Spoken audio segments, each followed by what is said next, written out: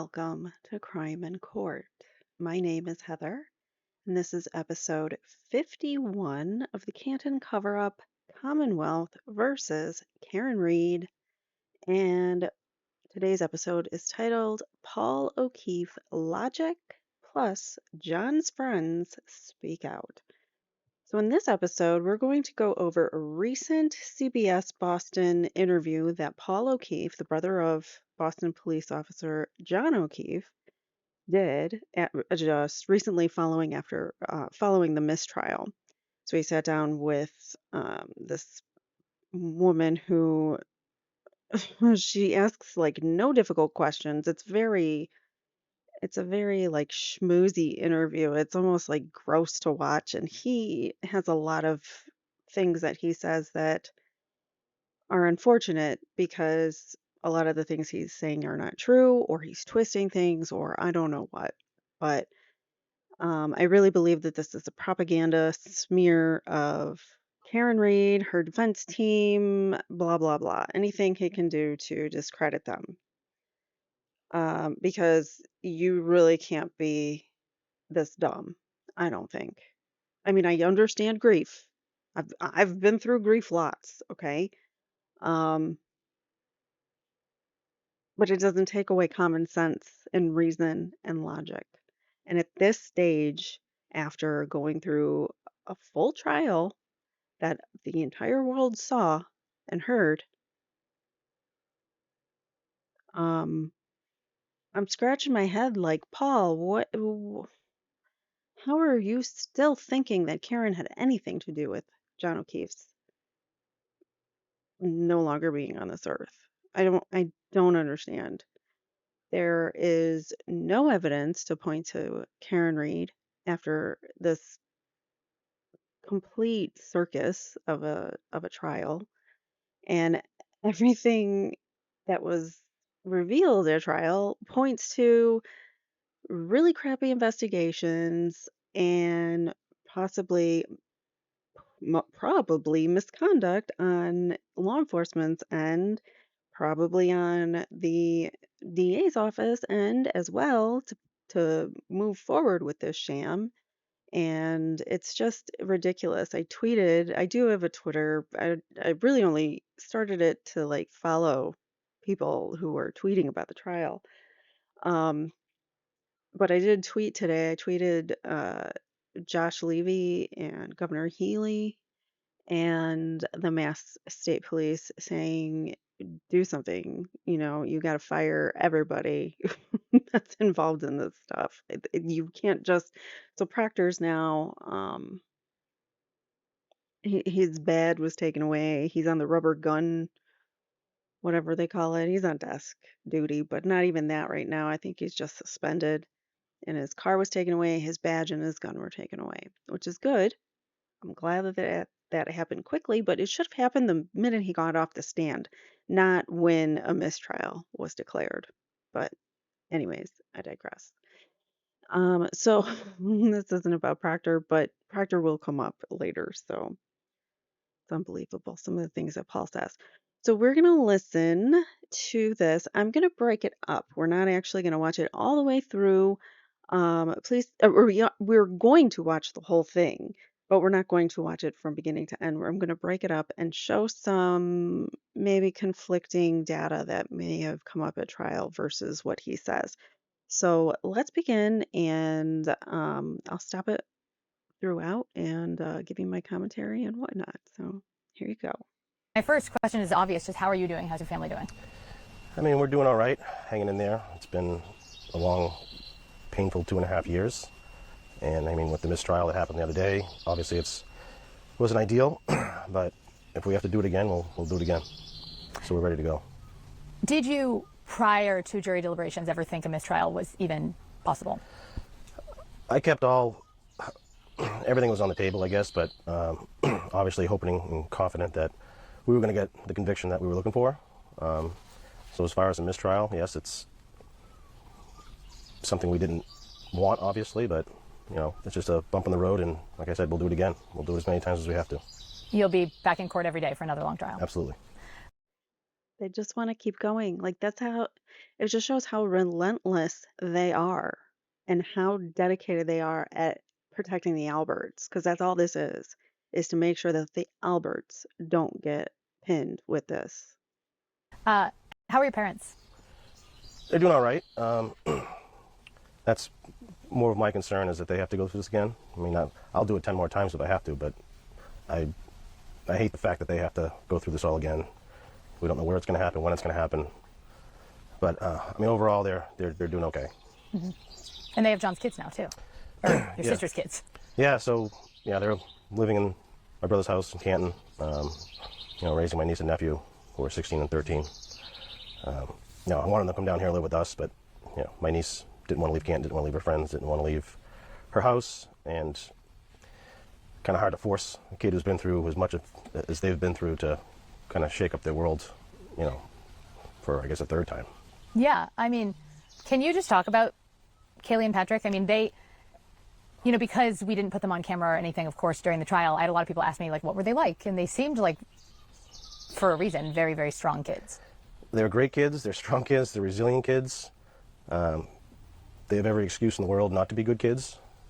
My niece Kaylee, super strong. When asked if she wanted to testify, we told them they didn't have to, and she said absolutely she wants to. She wanted her voice heard, her story heard. Wanted people to listen to her. She felt like because she was, 14 at the time, that no one wanted to listen to her. So she was strong and insisted on doing it. And my nephew. I still don't think they should have been given the option to do it because it's a traumatizing thing to do, first of all, and to have to talk about such a traumatic event in their lives. The third adult figure in their lives that was their caretaker that leaves them because they lost their life due to something or another. So, oh, I don't think they should have been given the option to even go up on the stand. That's the problem, Paul. You shouldn't have even had them go up on the stand. Was, he wanted to support her. So he said, if she does it, I'll do it. So I'm proud of them both for doing what they did. Yeah. Yeah, they're really strong when they got on the stand. It was amazing. Do you feel comfortable telling me, just from all that you've learned over the last 2.5 years, like what you think happened that night? And before we get to that, so I'm going to pause it right there, and I'm going to flip over to some testimony here where we're going to learn what Paul's thoughts were when he was meeting Karen Reed. So this is his testimony from the trial, day one of the trial. He was the first witness called, and his wife Erin was the second. And neither one of them had anything bad to say about Karen, might I add. No Yeah. objection. Yes. Now, Mr. O'Keefe, when was it that you first met Karen? Let me speed this up here. I believe it was Mother's Day, so maybe May of 2020.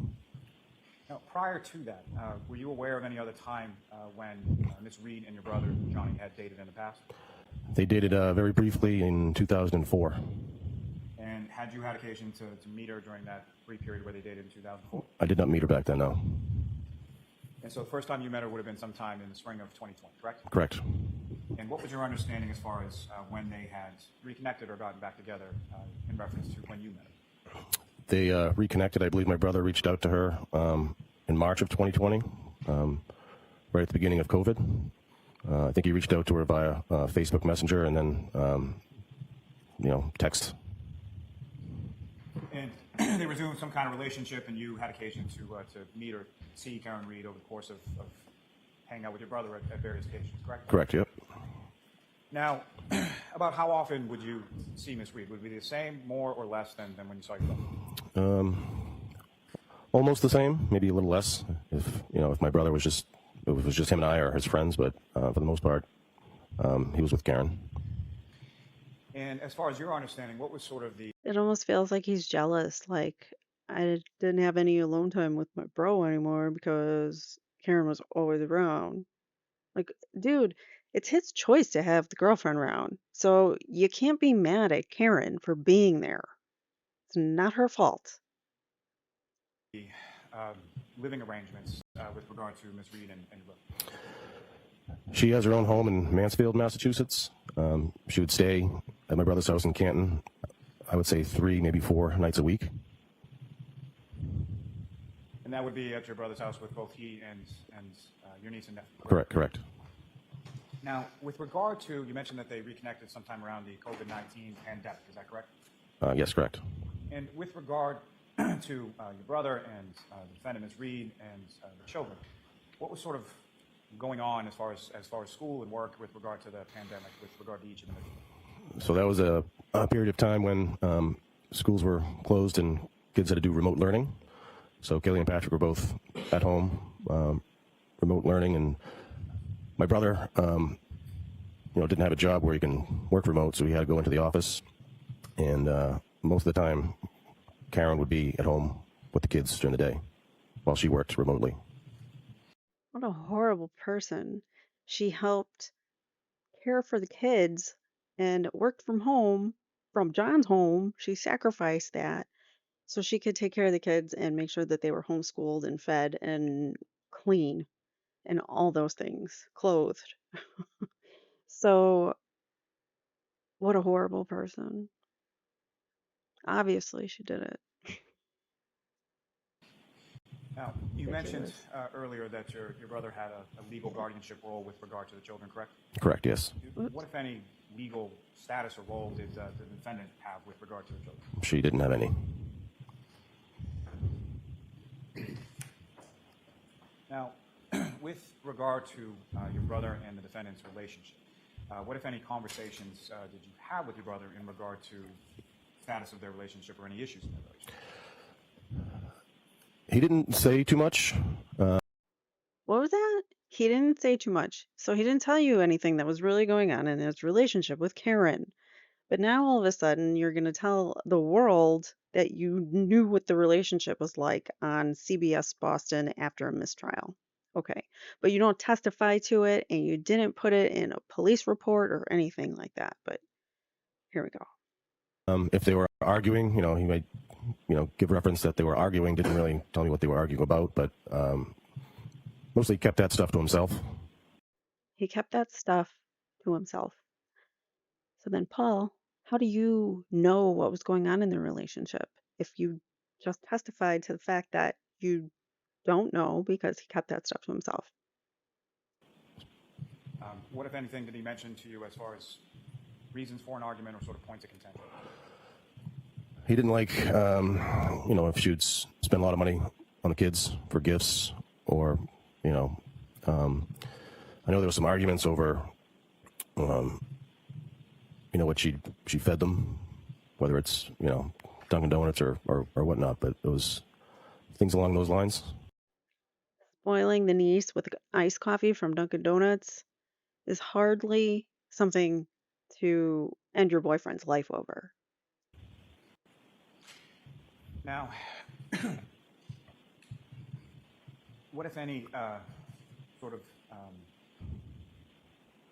if any occasions, as far as they're arguing or anything like that, did you observe personally yourself? Yeah, I witnessed. So they had rented a house down Cape Cod.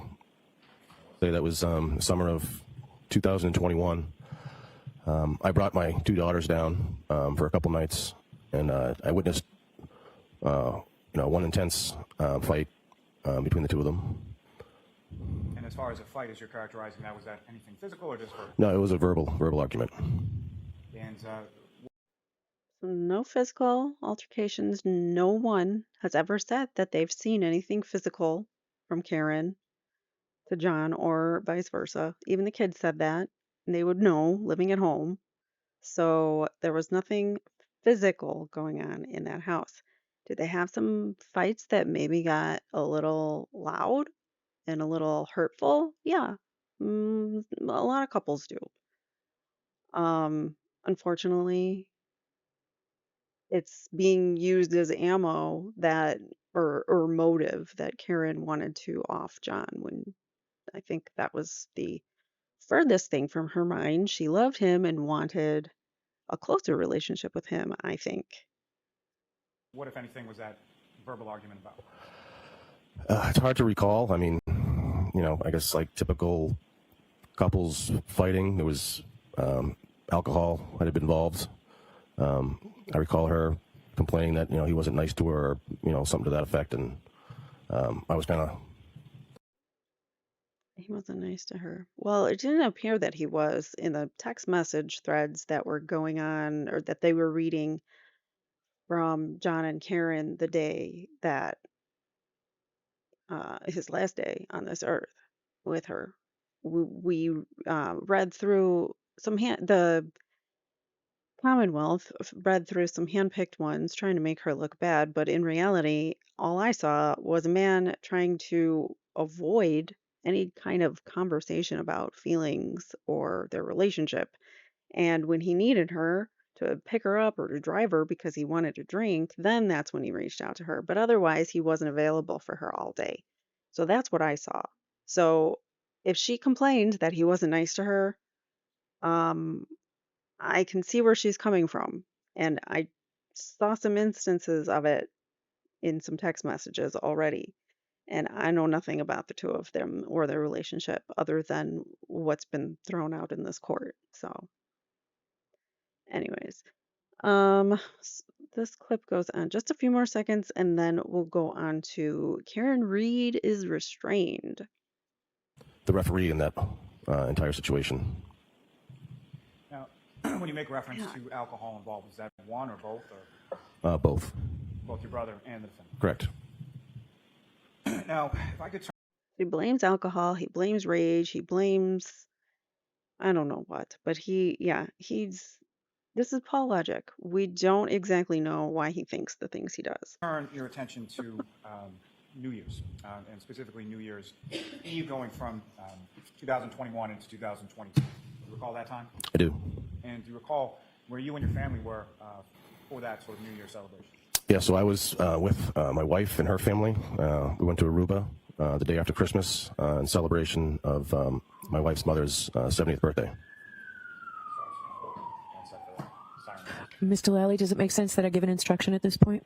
All right, so I'm gonna skip forward to the next part. So that's the end of that clip. So we're gonna go forward here. Karen Reed is restrained. So basically, I'm picking out any time that he actually talked about Karen Reed on the stand, and we're comparing it to what he actually said in this interview. So, Karen Reed is restrained. This is the next clip from his Parents, yes. testimony. And Ms. Roberts, did she go as well, or did she? No, she stayed out in the waiting area. And as you were making your way down to the room where they had your brother, what if anything occurred along the way? So I noticed Karen Reed was there. She was being restrained by hospital employees, and she was, screaming out to us, asking if he was alive. Is that something that she screamed out once, more than once, or something else? Several times. Doesn't that make you think she's having an emotional reaction? Like, if anything, that makes me think that she's in grief. She's grief stricken. She's heartbroken. She's panicked. She's in shock.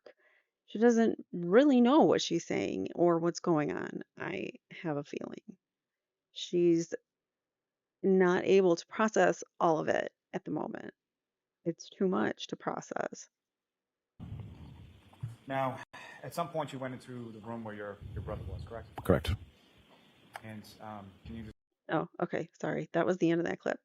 Basically, he saw her restrained in the hospital, which is awkward enough. Like, imagine yourself in front of your maybe potentially future in-laws, but your significant other, their life is on the line right now. You're freaking out because you and him raised two kids together that aren't even either of yours, and here you are with MS and other medical issues and health problems, and I don't blame her for being panicked and shocked and freaking out the way that she was.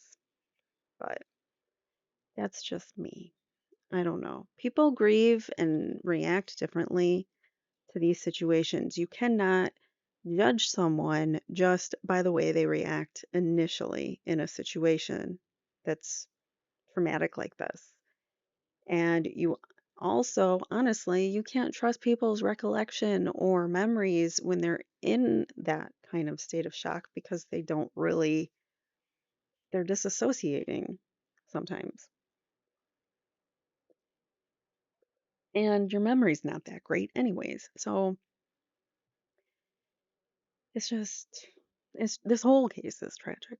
All right, so the next portion I want to play is Paul blows her a kiss, which when he said this in trial, I thought it was very odd. I still do. To the waiting area, trying to figure out, can we leave? Do we leave? So yes, we left. My mother drove with me. My father drove with Kerry Roberts. We went from the hospital at Good Samaritan in Brockton back to my brother's house in Canton. And if I could just take you back for a moment. So as you exit the room where your brother is and you come back out in the hallway, what, if anything, occurred at that point? Again, we saw Karen Reed being restrained by hospital employees, screaming the same things: "Is he alive? Is he alive? Is he alive?" Do you, at any point, either before or after, respond to any of that screaming that you heard from the defendant? I actually blew her a kiss. Now, He blew her a kiss. Weird. I wouldn't know what to think if my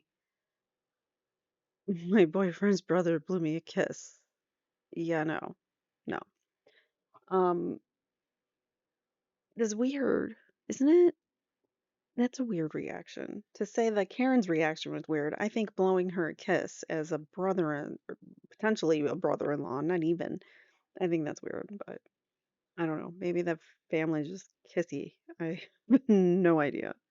as far as your relationship with the defendant, Ms. Reed, prior to January 29th, 2022, how would you characterize it? Thought we had a good relationship. I held her in very high regard. I thought she was a good influence on my niece and nephew. I appreciated all the help that she was providing to my brother with the kids. We'd go out together as couples a couple times. She was became very friendly with my wife, but I'd say overall we had a good relationship. She became very friendly with my wife, and overall we had a really good relationship. He held her in a high regard. So why all of a sudden has he switched sides and he's saying that Karen did it?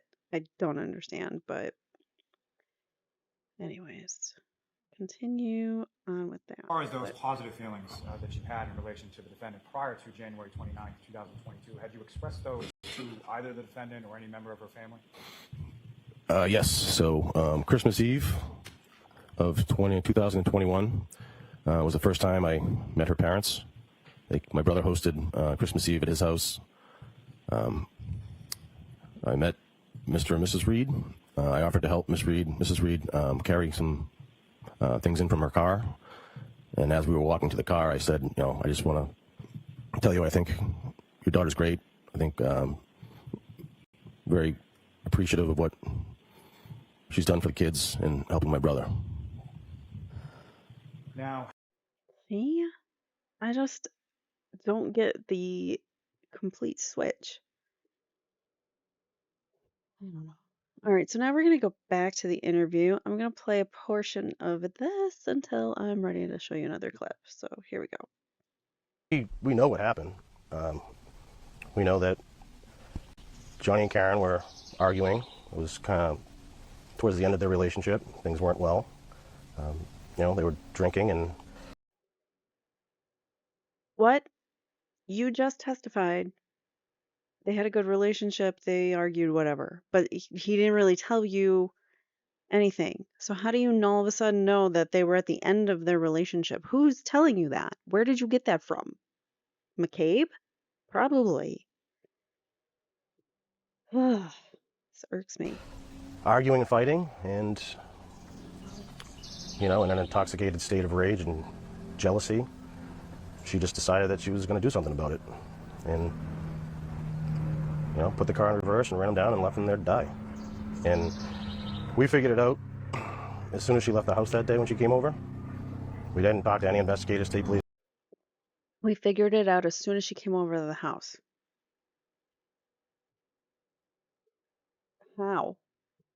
Let's hear his excuse. She just decided that she was going to do something about it. And, put the car in reverse and ran him down and left him there to die. No, And she didn't do that. we figured it out as soon as she left the house that day when she came over. We didn't talk to any investigators, state police, nobody. My mother had said, Except for John McCabe, who's in your ear telling you, Karen did it, Karen did it. do you think she has something to do with this? And I said, we're not going to think like that. Went outside to the driveway to look at her car, and her car was gone. It was a blizzard. I knew what the driving conditions were like coming from the hospital to Canton, and I knew that they were going back to Dighton, which is a much further drive, so we put it together pretty quickly. I was going to ask you that. Because she drove to Dighton in a snowstorm. So, she wanted to be at home with her parents. She wanted to be in a place where she felt comfortable and loved. I'm sure she didn't feel that from your family, especially when Peggy O'Keefe already blamed her for his death at that point. Because Carrie Roberts testified that when they said that Karen, dropped him off at the house, her response was, "Well, you just left him there?" Like all mad and accusatory. So, yeah, she was already feeling the wrath of Peggy. And at that point, she wanted to grab her things. It's uncomfortable. What do you do? What do you say? He wanted her to, anyways. Next, you took the words out of my mouth. Was like, when did you realize? It was literally that morning. Yeah, so I would say early afternoon when they came back to the house. She wanted to come over and see the kids. Didn't really interact with them at all. Was there for probably a total of 30 minutes. Didn't say much or anything. And half of her time was upstairs gathering her things. Then my wife spoke to her on the phone on the way back to Dighton, and she told my wife that just have to remember the bad times, and I don't think I'm ever going to talk to you guys again. So I'm going to stop it there, and I'm going to grab the next clip, the link for that here. And this is, she went upstairs. This is Paul's testimony.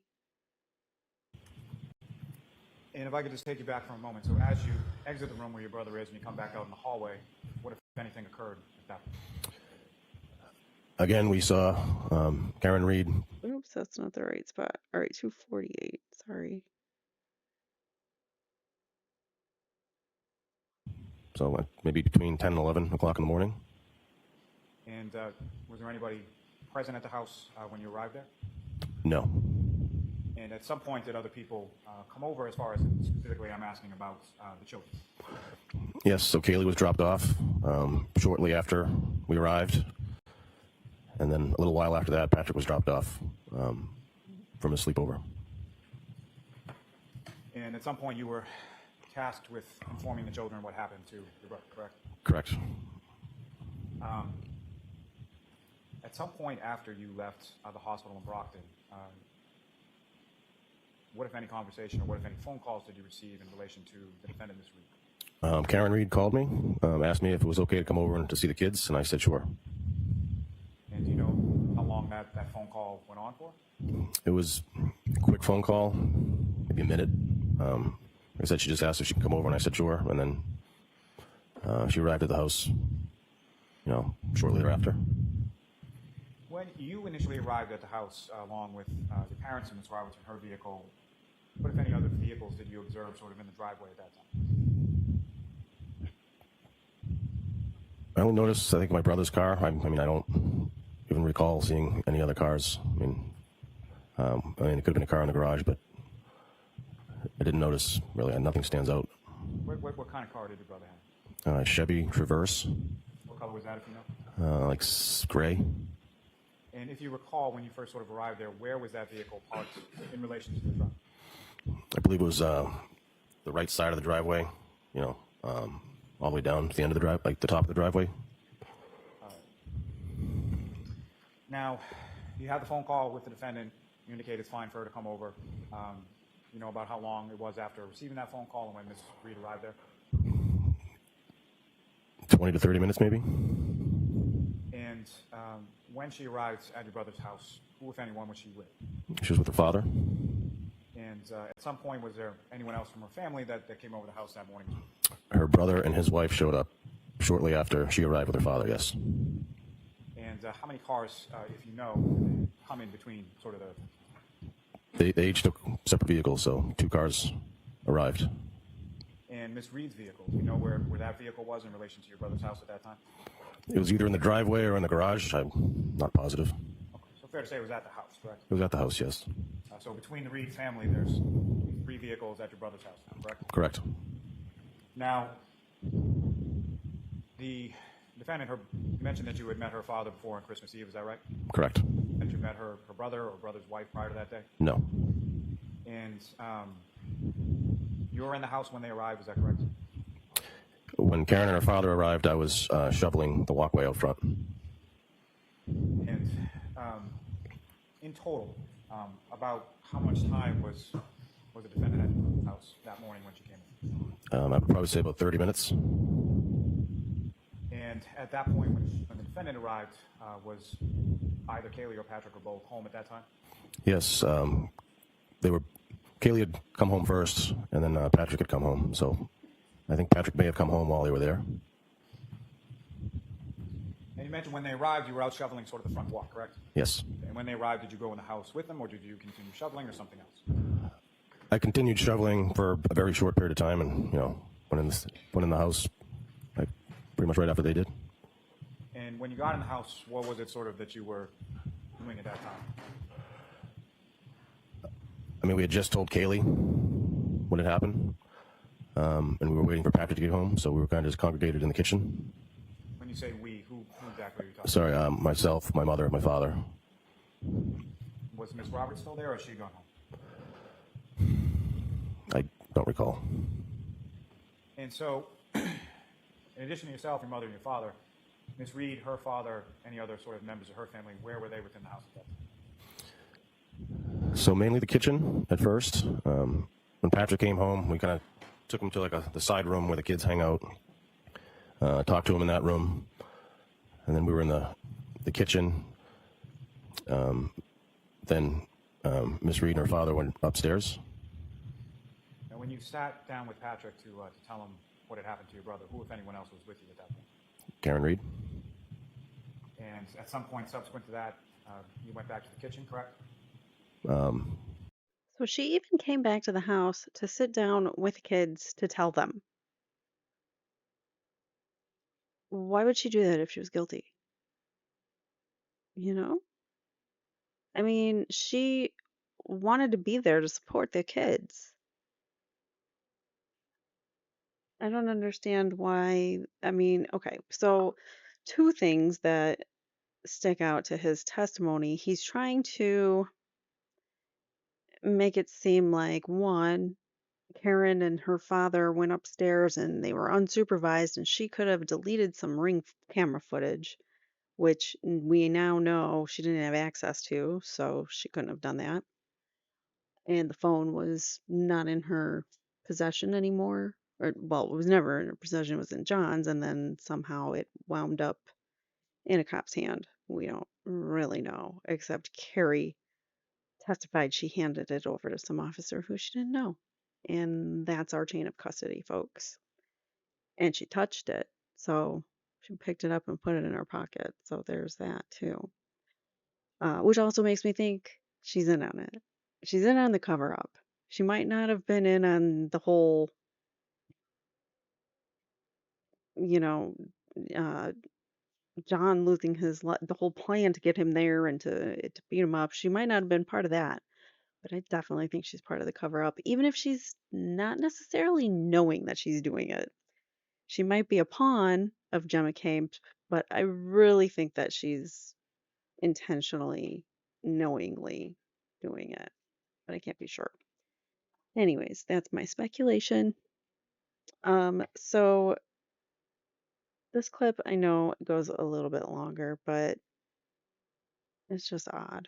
He's odd. Why did he blow her a kiss? I just want to know. Anyways, so now he's explaining that she went upstairs. They were alone upstairs. Could have been that she was maybe deleting ring camera footage. And what's the other thing that they were trying to insinuate about her coming home and leaving? Oh, that she knowingly drove away with the murder weapon, which is her car. So, I mean, why wouldn't she take her car? I don't get it. Why wouldn't she go grab some belongings? And because she used to stay there 3 to 4 times a week, he just testified to. So obviously, she needs some of her belongings and she's going to need her car. I mean, why would she leave it there? That's a thing that they're insinuating because she didn't drive her car, or because she drove her car away. Sorry. Because she took her car, she took it away from the scene of his house, that she's guilty because she's trying to hide evidence or something. And there was no evidence of taillight until after 5:30 at night, when the next day, after the car had already been towed at like 4:15 something, or around 4:15. It was like, can't remember the exact minute, but it might have been 4:16, I'm not sure. But he put the wrong time, and he gave himself an extra like 90 minutes, almost 80, 90 minutes, and with the car in his possession. Proctor, I'm talking Proctor and Yuri Buchanan. And that's when they allegedly did something to the tail light. Yes. And where was it that the defendant and her father went? Upstairs, into the bedroom. And if you know, about how long were they in the upstairs area of the house? I would say 10 to 15 minutes.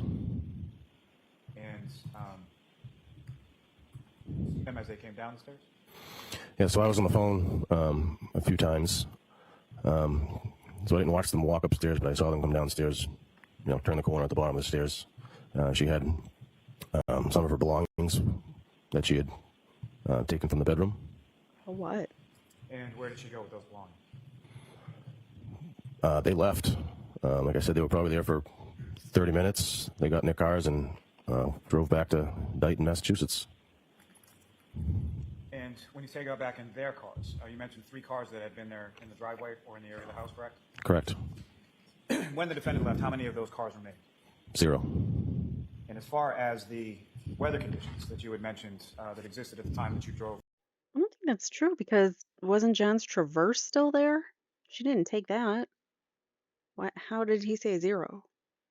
from the hospital in Brockton to your brother's home in Canton, what if any improvement occurred with the weather during that time frame? None. So essentially, So they're saying because she drove away with the weapon and in a snowstorm on top of that, that's why she's guilty. She should have just stayed there in an uncomfortable environment with people that were already blaming her for John's loss of life, and in front of the kids who probably just want their family. And she, I mean, she wants her family too. She's grieving. Why can't she grieve the way that she needs to grieve? And enough.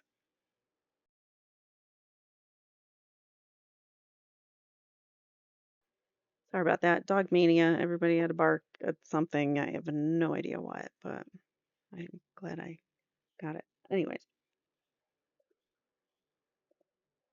so Paul, let's keep going. the same, is that fair to say? Yeah, it was still, the conditions were still poor. So stupid. Now, with respect to This is such stupid logic. This is Commonwealth logic. She drove home in the snow, and she drove the car, which was obviously the murder weapon. So she's obviously guilty. This is their theory, their logic. And she only stayed 30 minutes in an uncomfortable situation. So those are the reasons that she's guilty to Paul. Miss Reed's vehicle, did you know what kind of vehicle Miss Reed had? A Lexus SUV. I don't know the actual model. Mr. Lally, that clock is actually wrong. It's just a. All right, so they're going to go to lunch. I'm going to fast forward it. I love not having to wait. And then we'll get the end of this conversation and then we'll go back to the interview here. So 350, 358.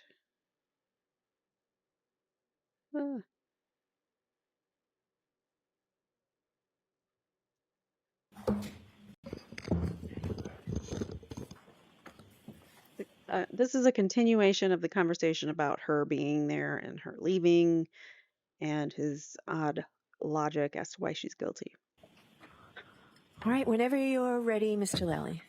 Thank you. So, Mr. O'Keefe, you testifying before the luncheon recess before, you had indicated that defendant Ms. Reed had gone upstairs for some period of time. Is that correct? Correct. Okay, and that's at your brother's house on Meadows Ave? Correct. And who, if anyone, had she gone upstairs with? Her father, About how long were they upstairs for? 10, 15 minutes. And as far as, was there anyone else in the upstairs area of the home with them at the time that they were upstairs? No, not that I'm aware of. Now, as far as Ms. Reed was concerned, what, if any, conversation did you have with her while she was at the house for that period of 30 minutes or so? None, really. And as far as any other members of her family, without any reference, What is there to say in that moment? Like, you're both grieving, you're both going through a loss. Why is it that you expect her to act a certain way, but you can act whatever way you want? They're you're both grieving. So allow her to grieve in the way that she grieves. Maybe she wants to be alone. I would want to be alone. I wouldn't want to be around people. That's just me. to what it was, what, if any, sort of substantial conversation, what, if any, conversation did you have with either her father, her brother, or the brother's wife? Again, none, not really. I didn't really have much interaction with any of them while they're at the house. Now, you're obviously familiar with your brother's house on Meadows Ave, is that correct? Yes. Right. So that's the end of that clip. Let's go back to our interview. I'm going to back it up just a smidge and hear what he has to say again about what he was talking about. Didn't really interact with them at all. Was there for probably a total of 30 minutes. Didn't say much or anything. And half of her time was upstairs gathering her things. Then my wife spoke to her on the phone on the way back to Dighton. And she told my wife that just have to remember the bad times. And I don't think I'm ever going to talk to you guys again. Was that phone call what made you sure of what had happened? Absolutely, yeah. We already, like I said, we put the pieces together on our own. And that just really solidified. They put the pieces together on their own that morning because she didn't stick around and mourn with you guys. Their relationship. Things weren't well. They They were ruined it. drinking Just a and little. arguing and fighting, and in an intoxicated state of rage and jealousy, she just decided that she was going to do something about it, and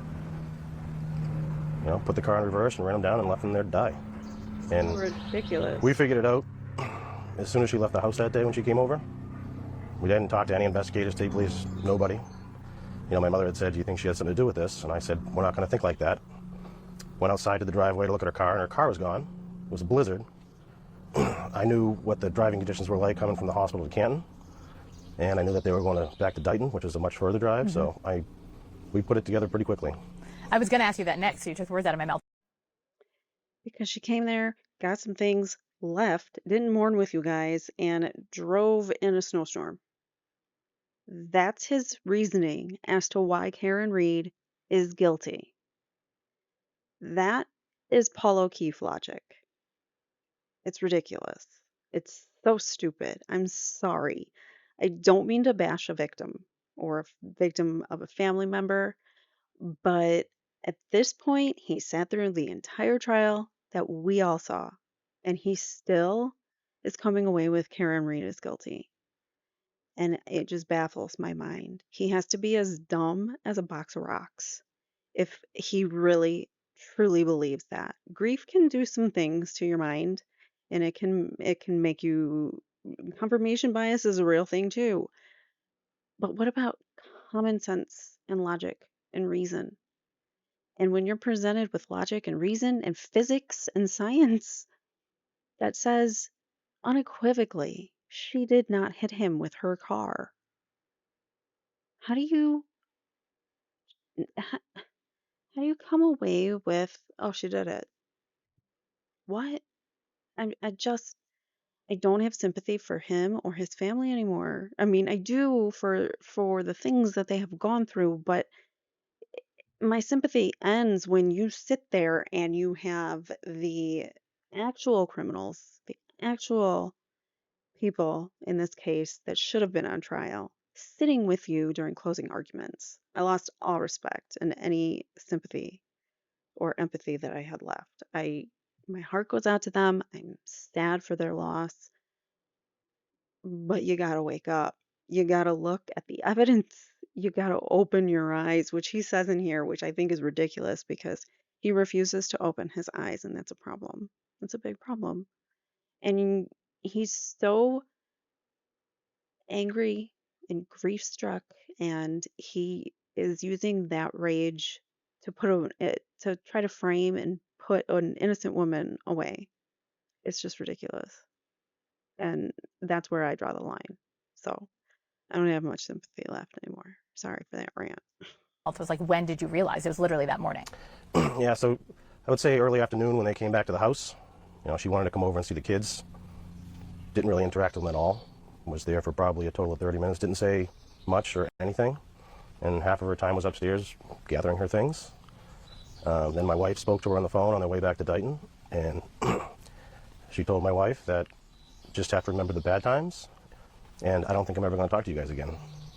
Was that phone call what made you sure of what had happened? Absolutely, yeah. We already, like I said, we put the pieces together on our own, and that just really solidified it. Mm-hmm. Why would somebody say that? Why would someone say, if you didn't do anything, why would you say you're never going to talk to us again? Or why do you have to remember the bad times? Almost like justifying what you did.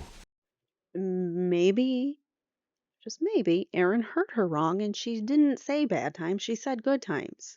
I'm just throwing that out there. And Erin thinks she heard bad times. I don't know. Maybe Erin heard it completely wrong and it wasn't even that. Maybe Erin just misinterpreted it. You can't convict a woman because she said, I'm never going to see you guys again.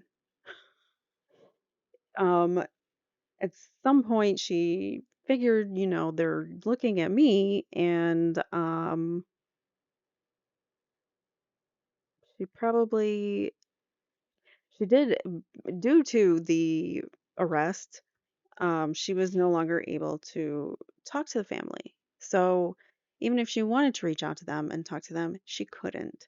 It's part of the restraining order, part of the agreement as to her, I think it's her, not plea deal, what I'm looking for, bail, bail, part of her bail agreement or whatever, bail requirements that she stays away from the family. So she didn't even have the option to reach out to Erin, who I'm sure she probably missed as well and wanted to reach out to but couldn't. So just throwing that out there. All right, so we're gonna let this play for a little bit. Actually, no. Before I get to that, I've got Lolly logic. Karen Reed didn't take her shoes off. So this is my equivalent of, or Lolly, I guess this is what I would equate Paul's logic and reason to. A Lolly logic. Why is that not loading?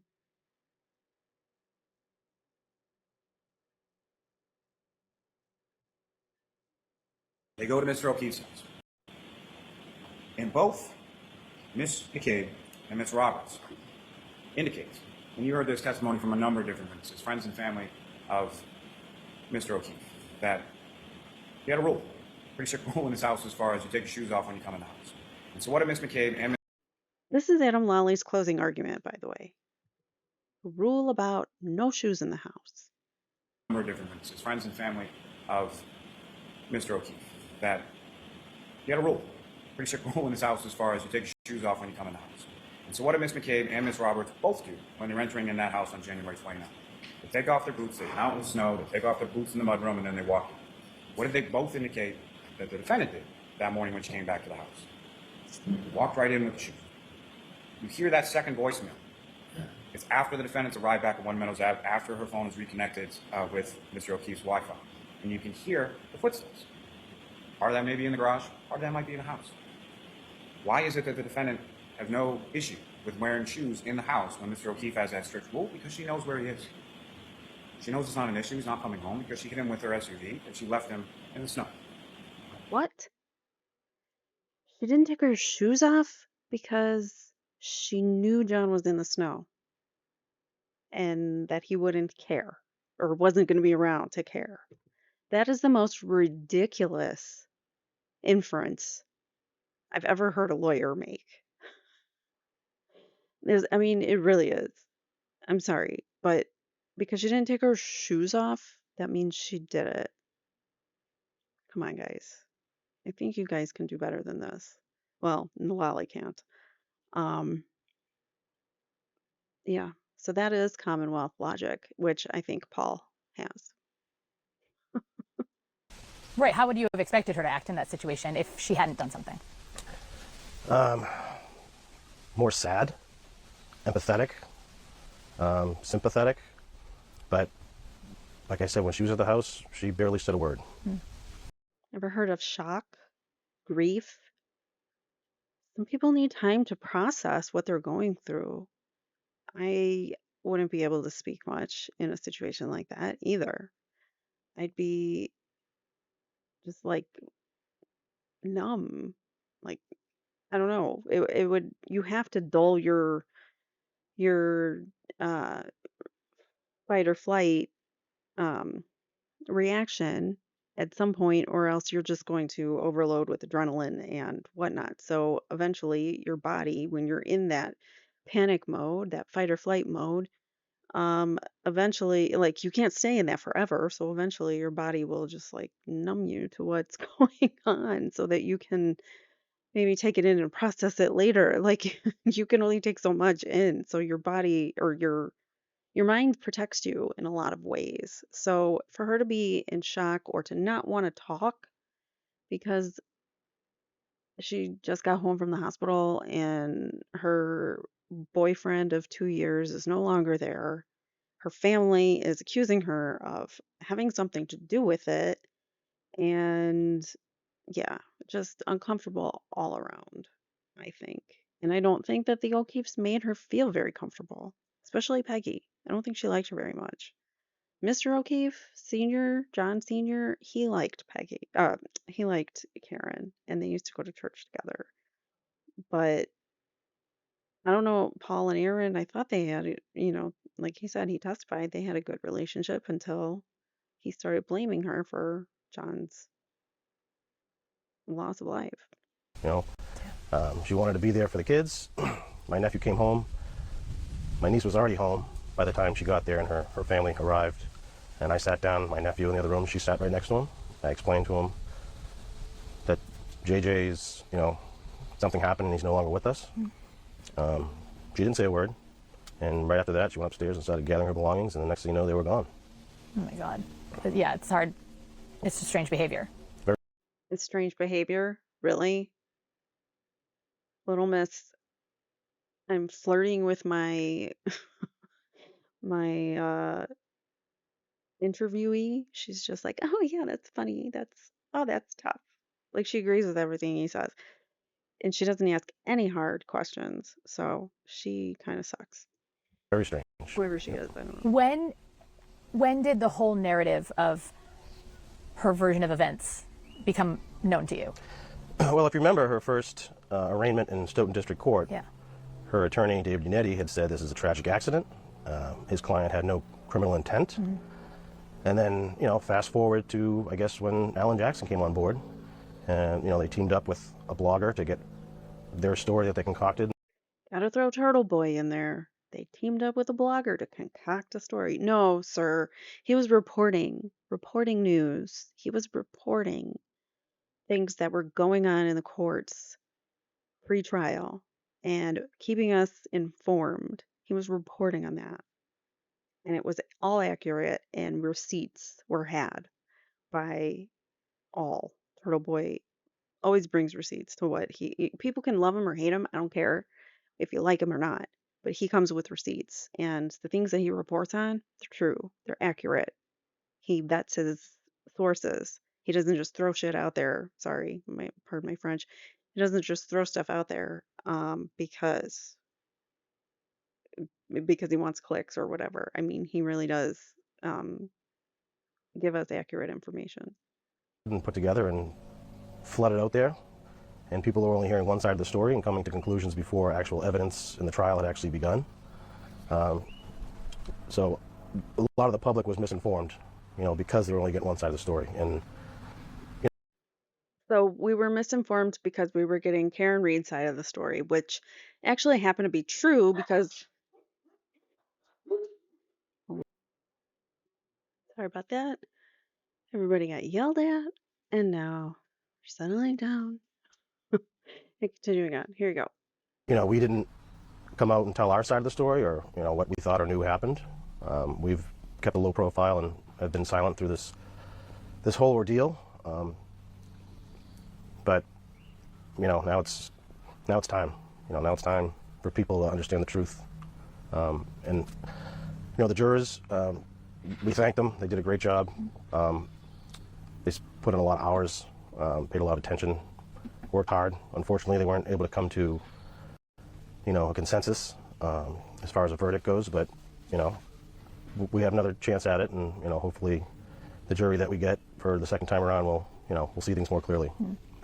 So, just so I'm clear, you think this all started when Alan Jackson showed up, and Karen, throughout the course of this trial, you think she knows what she did? She knows exactly what she did, and she's trying to buy and lie her way out of this. Refusing to take accountability. Trying to buy and lie her way out of this? How? All she's ever done is put forth accurate facts about the case and evidence about the case. And it turned out to all be true, as I was saying earlier. All of the things that... Now my dogs piss me off. Hold on. Like I was saying, so everything's come out now. So it's not one-sided anymore. All the things that she said were going to come out in trial, they did, and then some. All the things that her attorneys promised pre-trial, it all came out in trial, and then some. I mean, sure, there were some things that they didn't get into. They shortened their case just because they didn't need to go any further because of the fact that they demolished basically every one of the Commonwealth's witnesses. Anyways.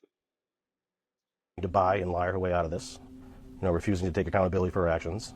Not only that, but pointing the finger and blaming innocent people. Yeah, talk to me about that. I mean, yeah, let's talk about innocent people.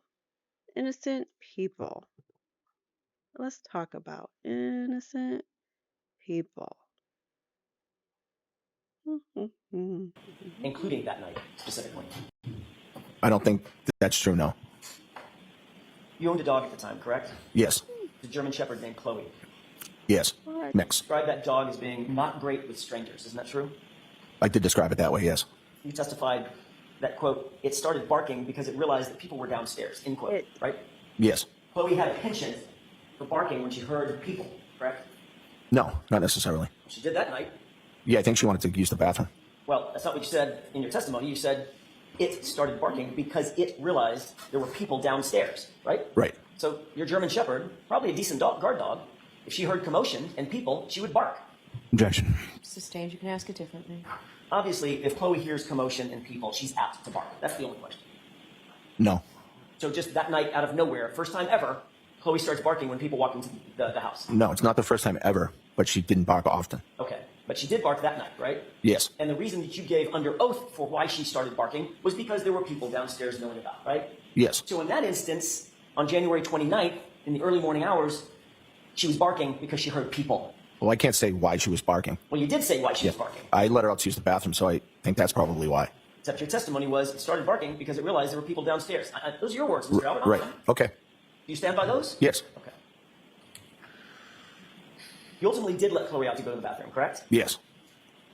And then you allowed her to stay downstairs and you monitored her with the others who were in the house. Isn't that right? Yes. As a matter of fact, you testified in that state grand jury, the same April grand jury, April of 2022. So I let it go out to the bathroom. I let it back in. I kind of monitored it a little because we usually don't have people over the house, and the dog's not great with strangers, period.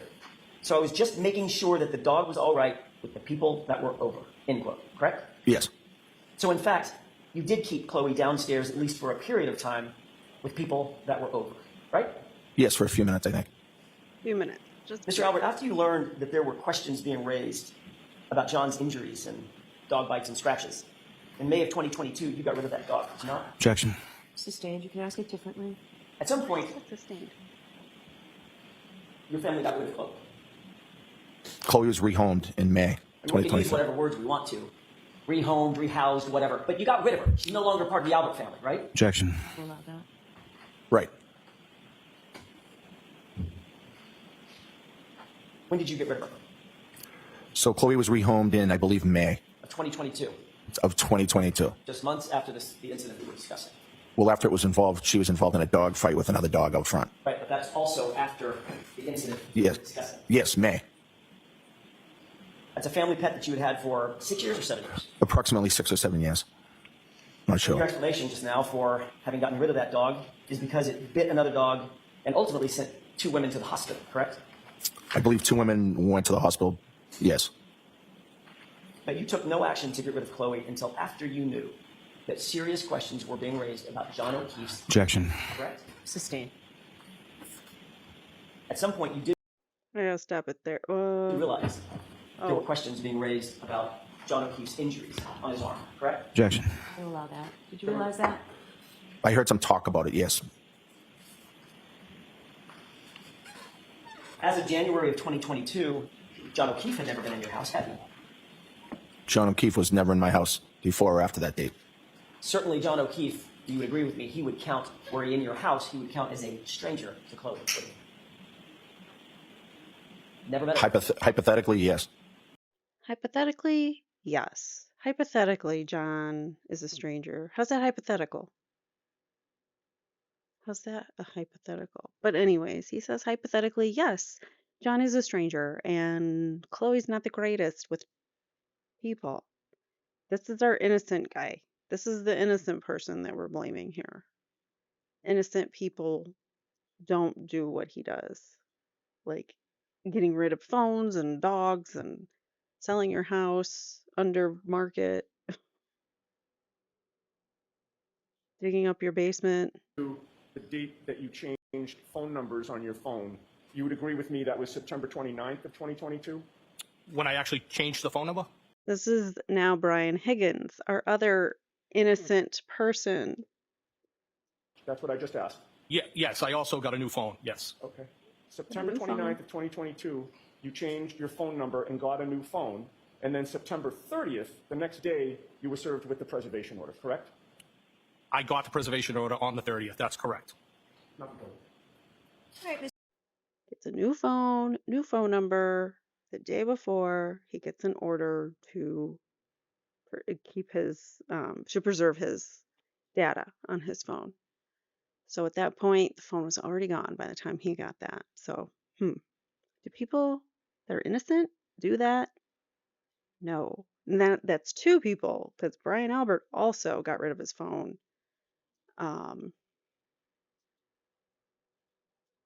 Oops. Brian Albert also got rid of his phone just before a preservation order was given to him.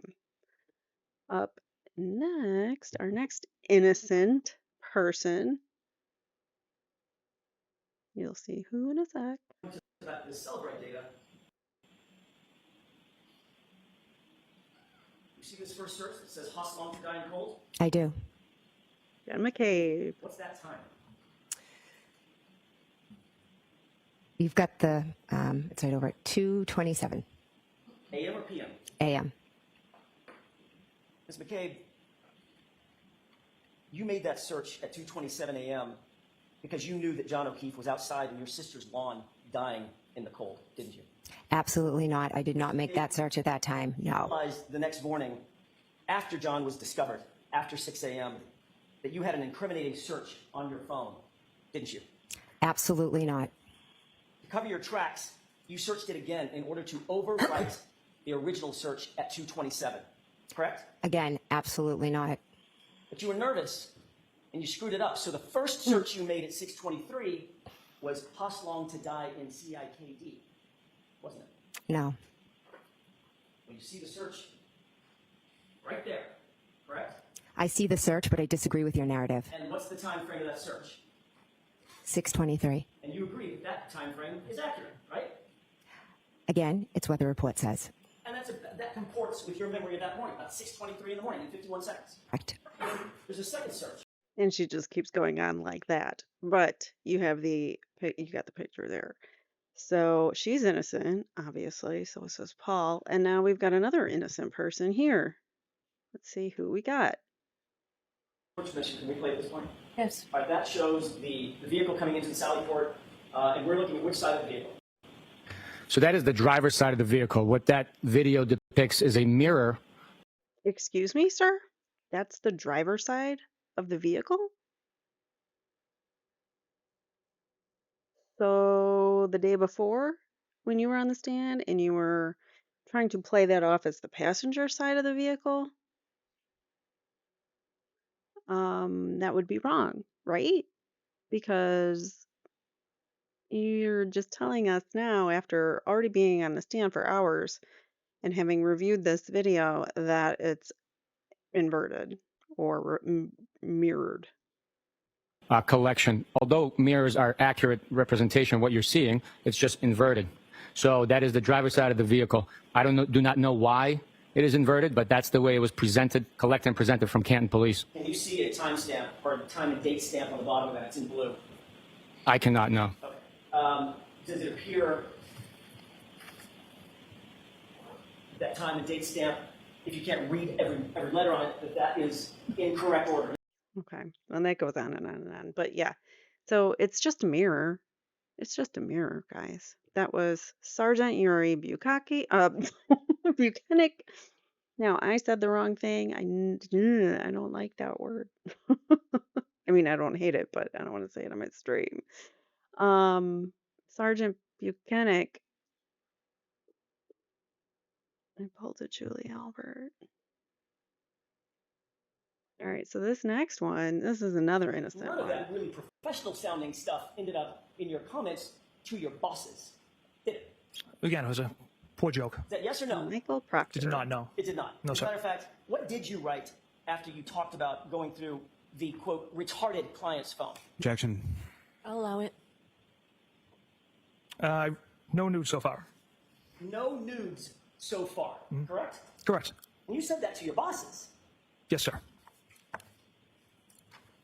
you were looking for naked photographs of Miss Reed on a Wednesday night as you sat in your office at 9:44 p.m., correct? No, not correct. Let me ask you a question. Have you ever looked for naked photos of a male suspect that you were investigating? I don't look for naked photos on anyone's phones.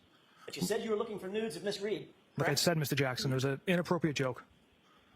Not a joke. Sir, this is a citizen. She's a woman. You were supposed to be objectively investigating. Does your text message to your colleagues at Massachusetts State Police reflect an objective investigation of a citizen? Objection. You can get part of that question and ask it again. Do you believe that your text messages were reflective of an objective investigator? Objection. I'll allow that. Do you believe that, Trooper Proctor? I believe poor jokes have, in unprofessional language, have no bearing on the integrity and the facts and physical evidence of this case.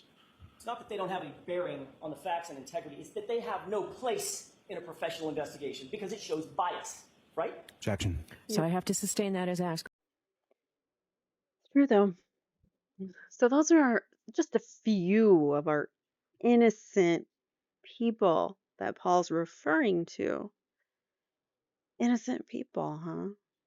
And he puts himself in this like victimhood of being harassed and whatnot, these innocent people. Karen, throughout the course of this trial, You think she knows what she did?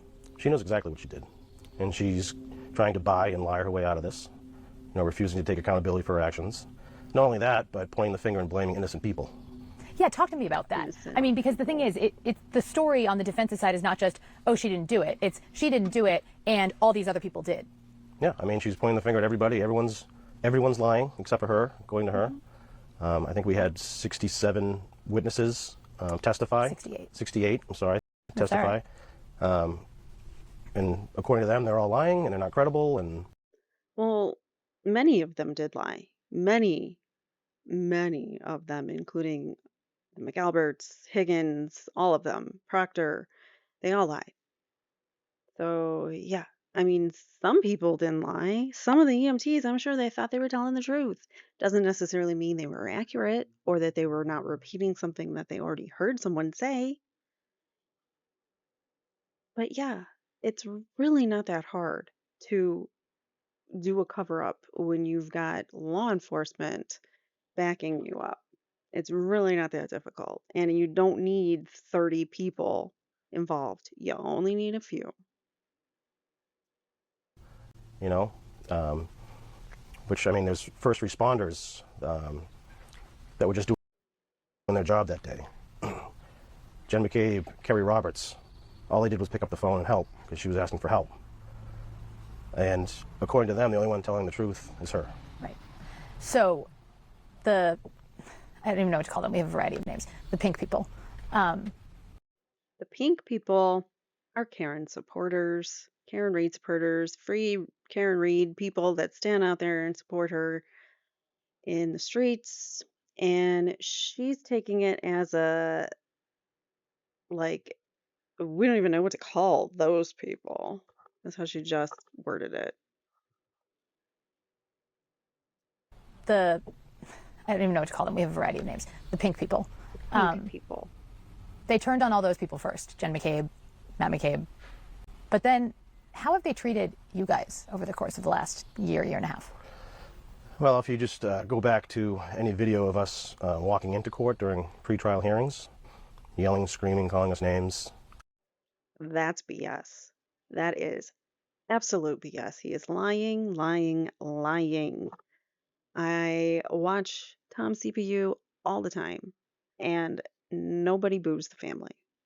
People might boo a McCabe or an Albert, but if they're walking with Paul, they don't boo.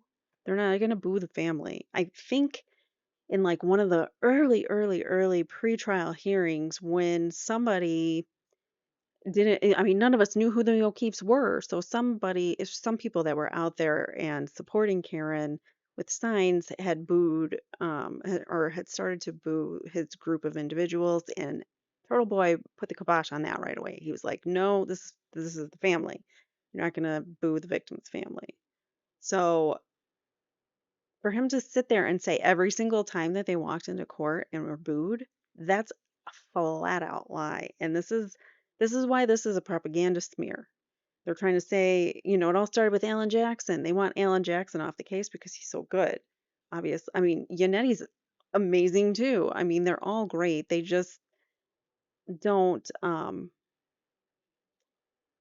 think they're trying to like get Jackson to stay off the case, which by this huge smear campaign. And I just saw somebody like a tabloid posted a picture of Jackson and his wife outside their house, which is just ridiculous now. But anyways, I to this day, I don't know what I did wrong.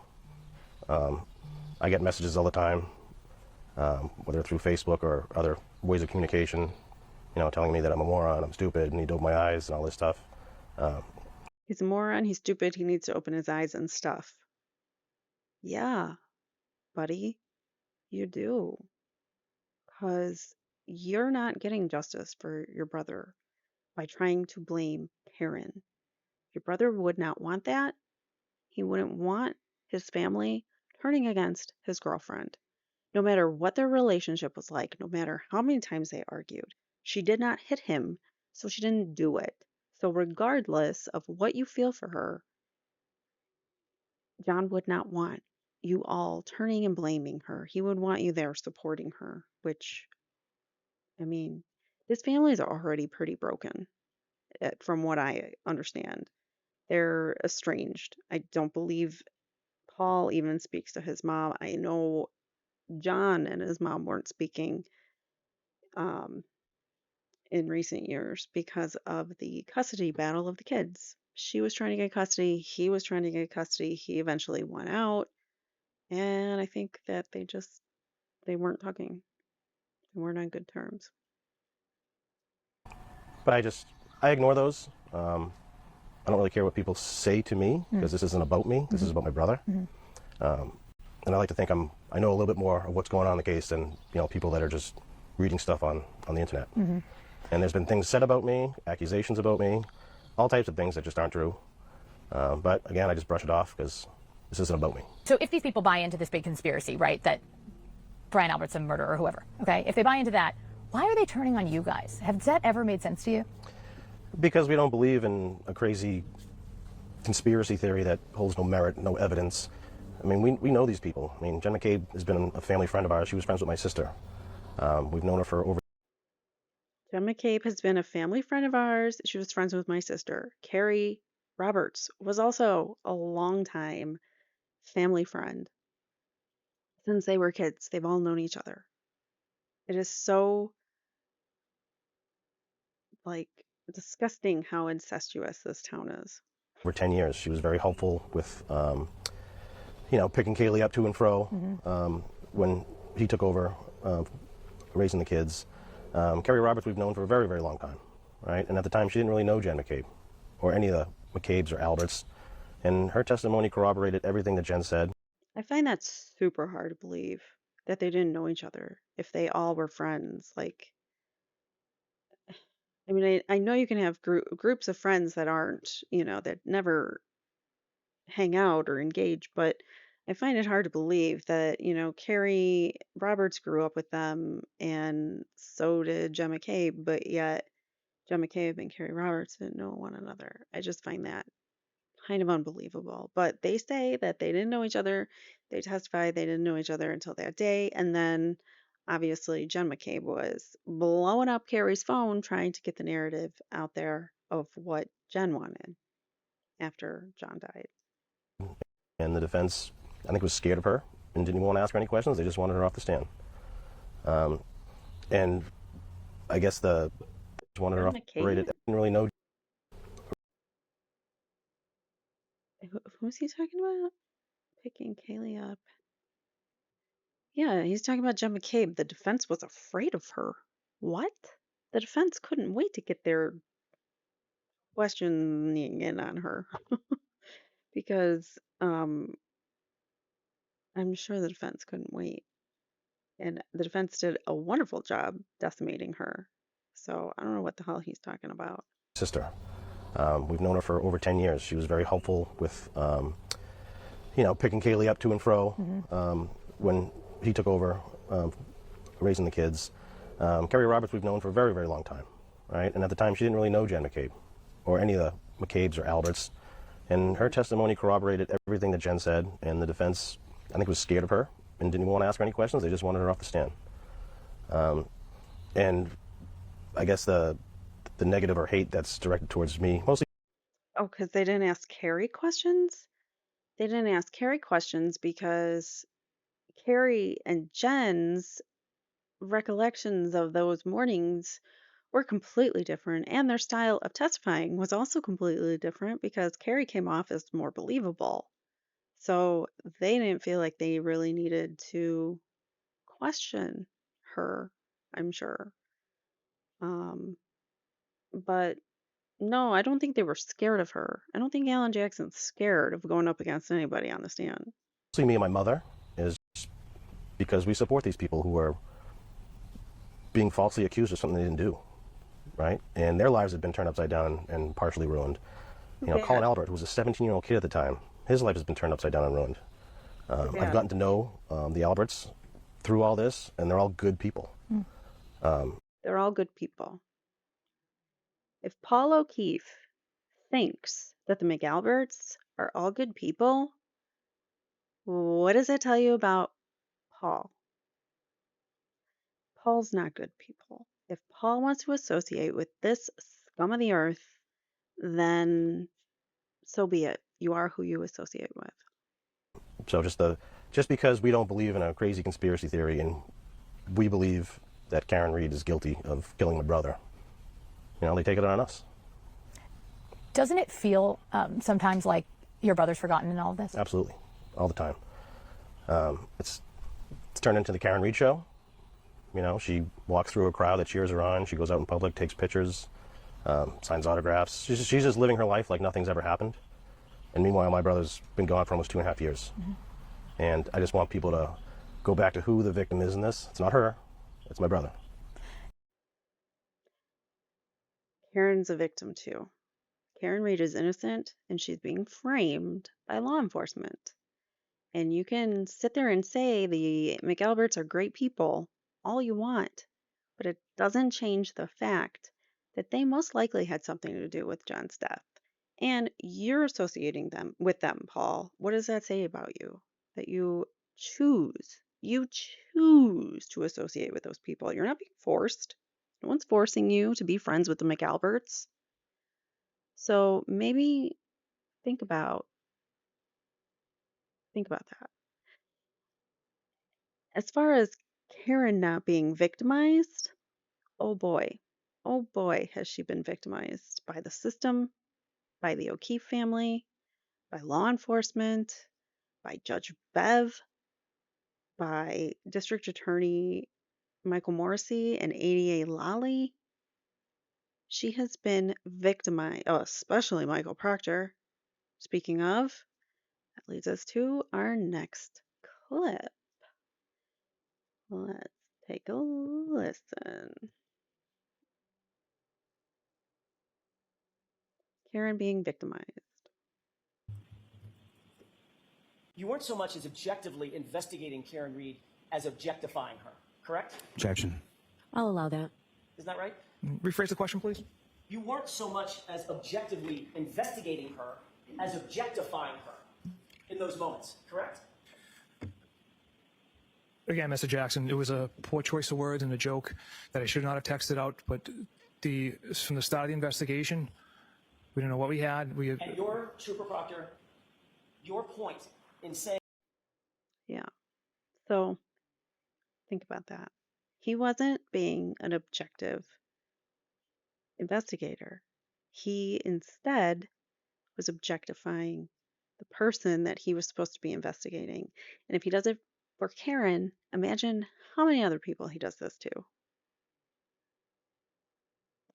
How many nudes did he find of people that he was apprehending? It's sick. The way that he talked about her and telling all of his buddies and friends about her medical issues and things like that, disgusting. The things that he called her, disgusting. The thing he said she wished she did so that he didn't have to deal with her anymore, so that she would just go away and all of his problems would go away, disgusting. Michael Proctor is disgusting.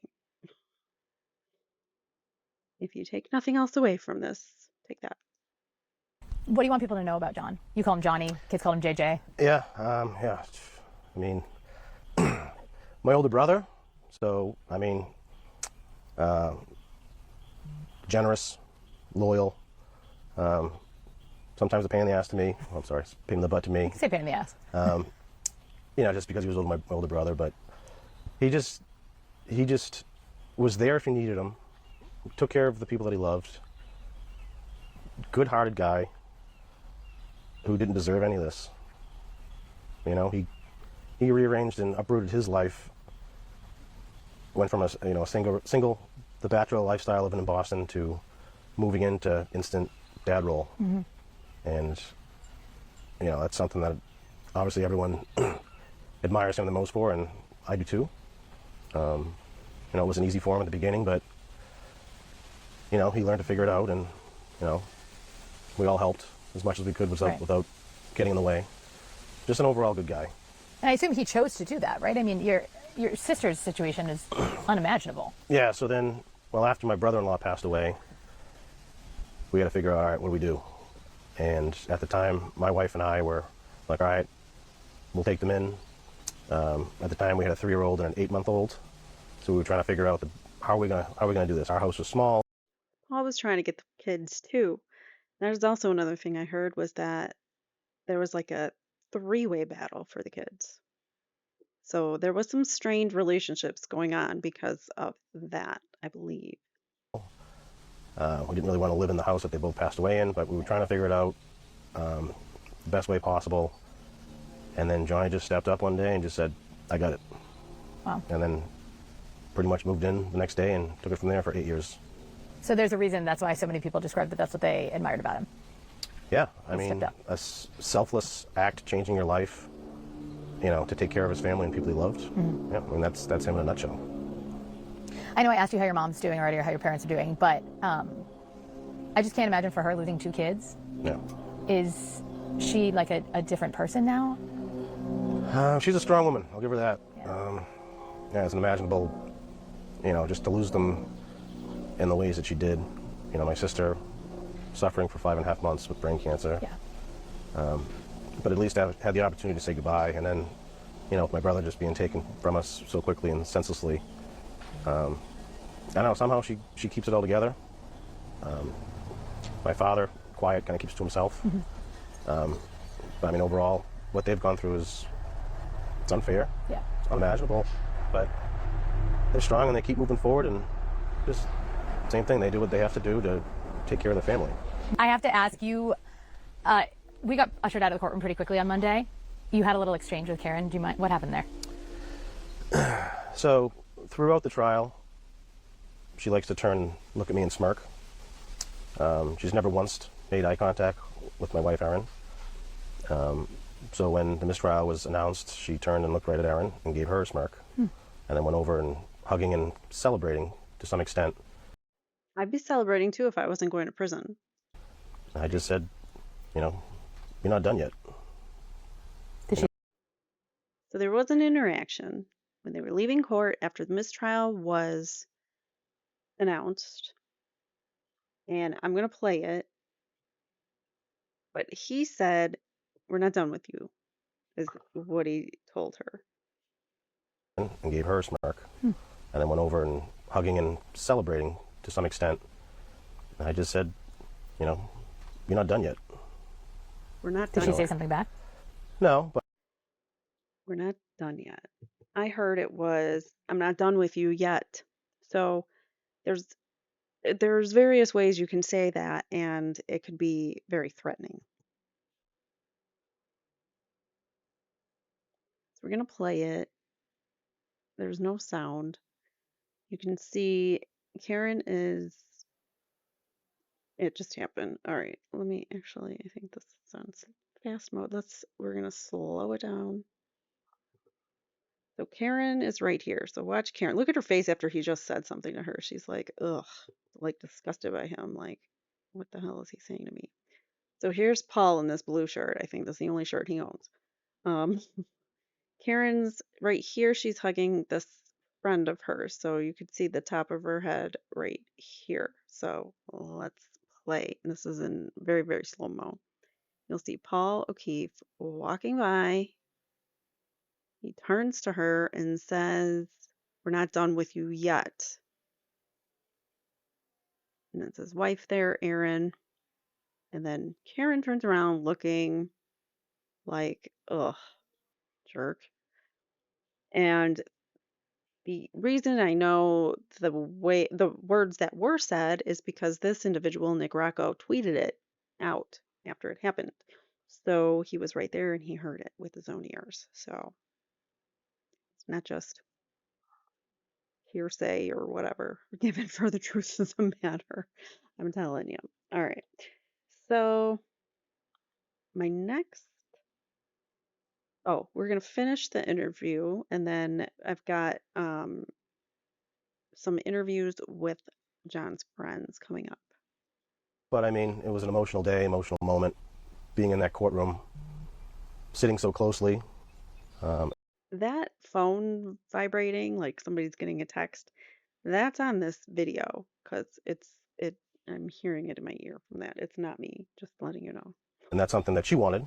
Yeah, can you talk about that? I mean, the courtroom switch, we know all the legal reasons why it happened, but you guys were like arm's length from her for the entire trial.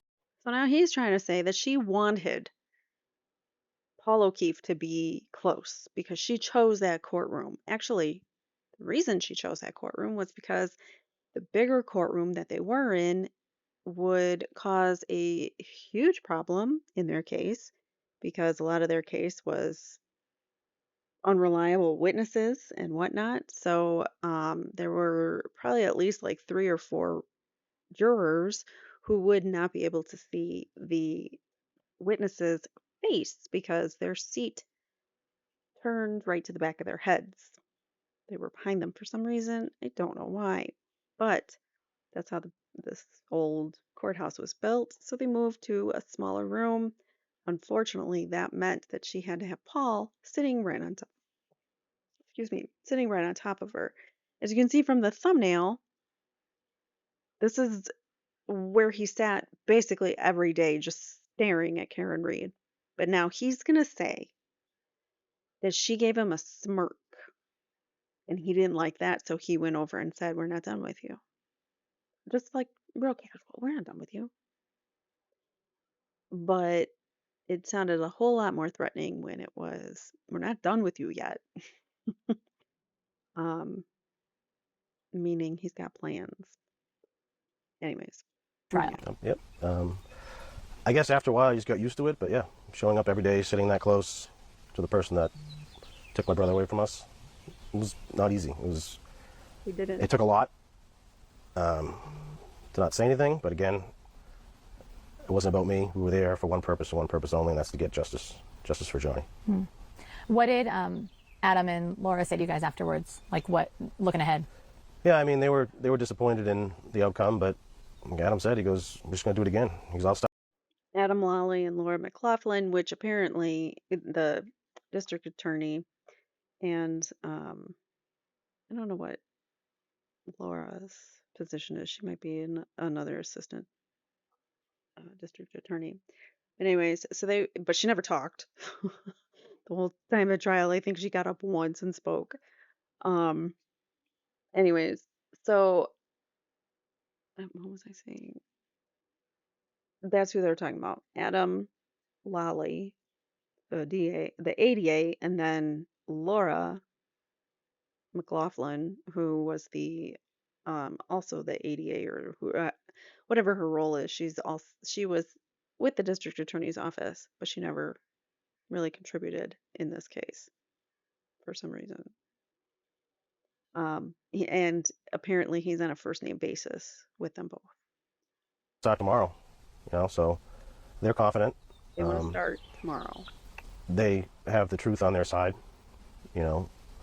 Unfortunately, if you pay high-powered attorneys enough and put enough lies out there, you start influencing people to the point where there's just no turning back. I think people just don't want to admit that they were wrong or duped. It's funny you say that. You don't want to admit that you're wrong or duped. I think that's exactly what Paul's problem is. He doesn't want to admit that he's wrong or duped. He said it right there. He's telling on himself. But they're confident, and we're going to go at it again. He being Adam has been like he's kept to himself a lot, similar to you guys over the course of this. Yep. Do you think that's been hard?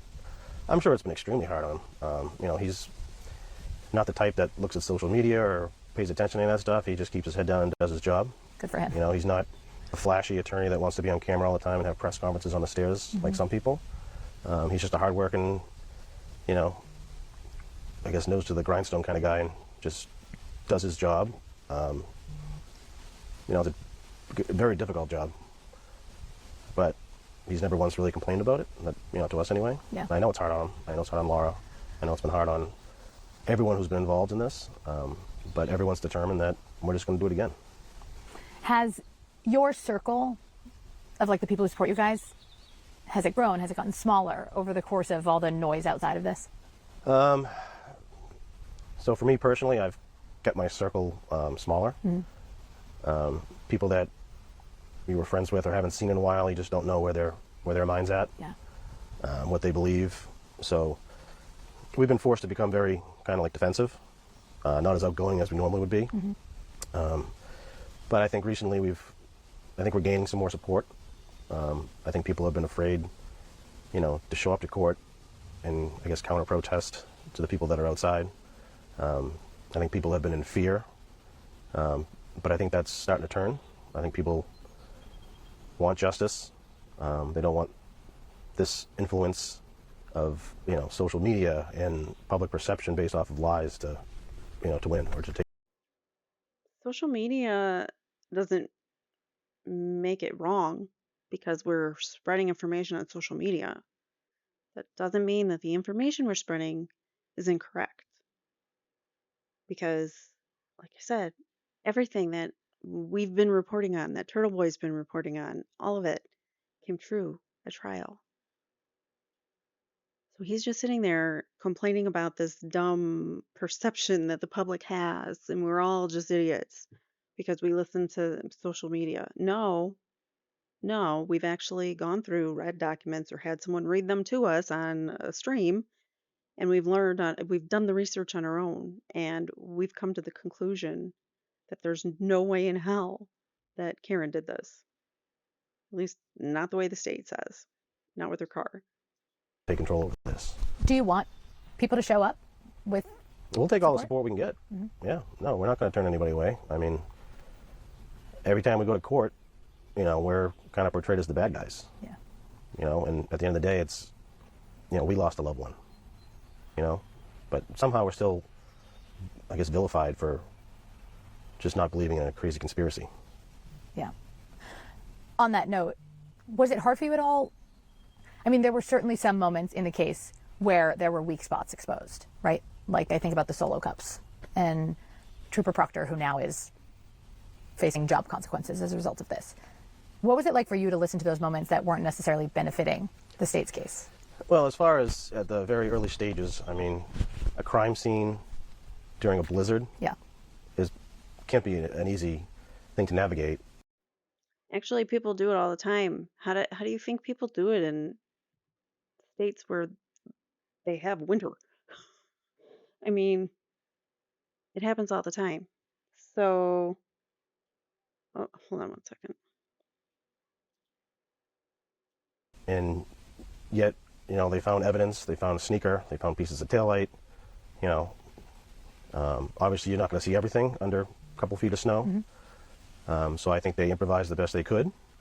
Every investigation is going to be kind of scrutinized to some degree. But, they did what they had to do with what they had. And with the weather conditions being what they were, they just, like I said, had to improvise and do the best they could. As far as, Michael Proctor's comments, I mean, he even said, too, they were unprofessional, which we agree with. But, this guy, his life's been ruined, getting his personal cell phone, which was something that should never have happened. Josh Levy should never have been intervened in this. An FBI investigation was launched due to cherry-picked evidence or pieces of discovery that was only provided by the defense. Like this is pretty unprecedented. To not even speak to the Norfolk District Attorney's Office, not speak to the Mass Police to see what they have for discovery and evidence.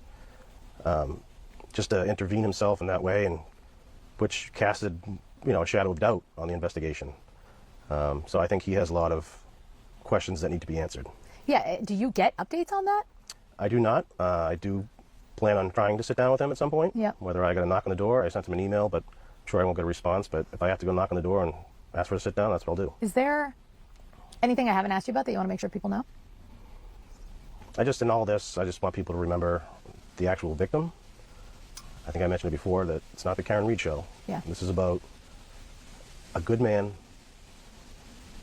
whose life was taken way too soon and for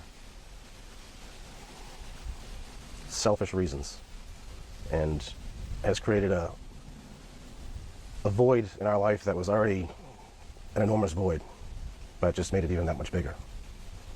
And I just want people to remember him and want him to get the justice he deserves and that we deserve.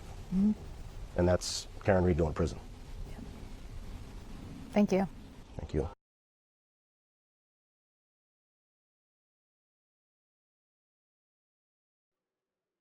Sorry about that. I had a phone call. I had to take it. All right. So getting back to this, David Bienick, not really sure how you pronounce it. He's with WCVB ABC5, and he did a story, and he interviews a friend of John's. Whether he, I don't know what the friendship or relationship was with John, but this is who the news vetted as one of John's friends. And this is what he says about the Karen Reed case. Oh, whoops. I need to put it back on normal speed. That would help. Throughout this 2-month trial, Karen Reed and her family, they regularly spoke with reporters outside the courthouse. But Officer John O'Keefe's friends and family, they have remained largely silent until now. Badge number. For the past 2 years, Brendan Kane has worn a baseball cap with John O'Keefe's badge number printed on the front and his initials on the back. And how often do you wear it? Constantly. Kane says he and O'Keefe met at the age of 4, and along with O'Keefe's younger brother Paul, all grew up together on the same street in Braintree. Kane says O'Keefe was in his wedding party and that at O'Keefe's funeral, he helped carry his casket. The last time I saw him was about 3 weeks before he passed. We actually went to a Bruins game together, my wife and I, and he and Karen. Kane says that was the one and only time he met Karen Reed, and that he never saw or heard about any trouble in the couple's relationship. I feel like I was fooled. He never saw or heard about any trouble in the couple's relationship, but he feels fooled. About any trouble in the couple's relationship. I feel like I was fooled. By whom? By Karen. Kane says he started to have suspicions even before Reed was arrested. He says he never believed Reed's defense story that someone else killed his friend and that police covered it up. There's no evidence. There's absolutely no evidence to support the false narrative that they spread across the internet. What? There's so much evidence that someone else had something to do with this and it wasn't Karen. There's overwhelming evidence. I don't know how you can't see it, buddy. I really don't. Kane sat with family members during several days of the trial and watched the rest of it on TV. He says police were faced with a challenging crime scene covered in snow, but could have handled the case better. Michael Proctor could have written text messages that he didn't know would go public, that he regrets sending, and that does not nullify the evidence that says that Johnny was hit by a Lexus. O'Keefe's friends and family are now preparing themselves for a second trial, including the possibility that it might be moved to another part of the state. Kane says he hopes that the next jury will see the story differently. The real story is a simple one. It is a simple, uninteresting story. And it doesn't get clicks, it doesn't get views, it doesn't get ratings. The conspiracy, this false narrative of a cover-up, that's what gets attention. Brendan Kane says one thing will definitely be different during a second trial of Karen Reed. He says he and other friends and family of John O'Keefe will be speaking out a lot more often.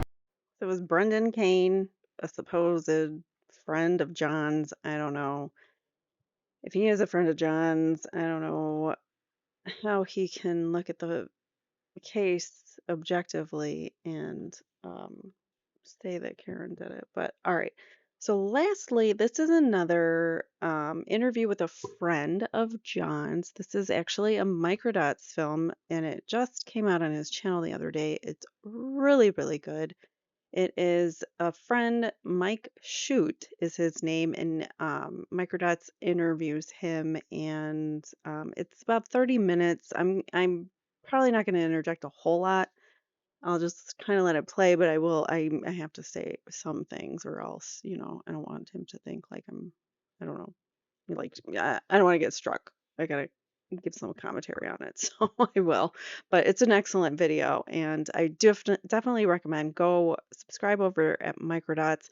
I haven't really shared their page before because they haven't really shared a whole lot on YouTube, but they're starting to put their videos on YouTube again. I follow them on Twitter, which is where I get most of their info.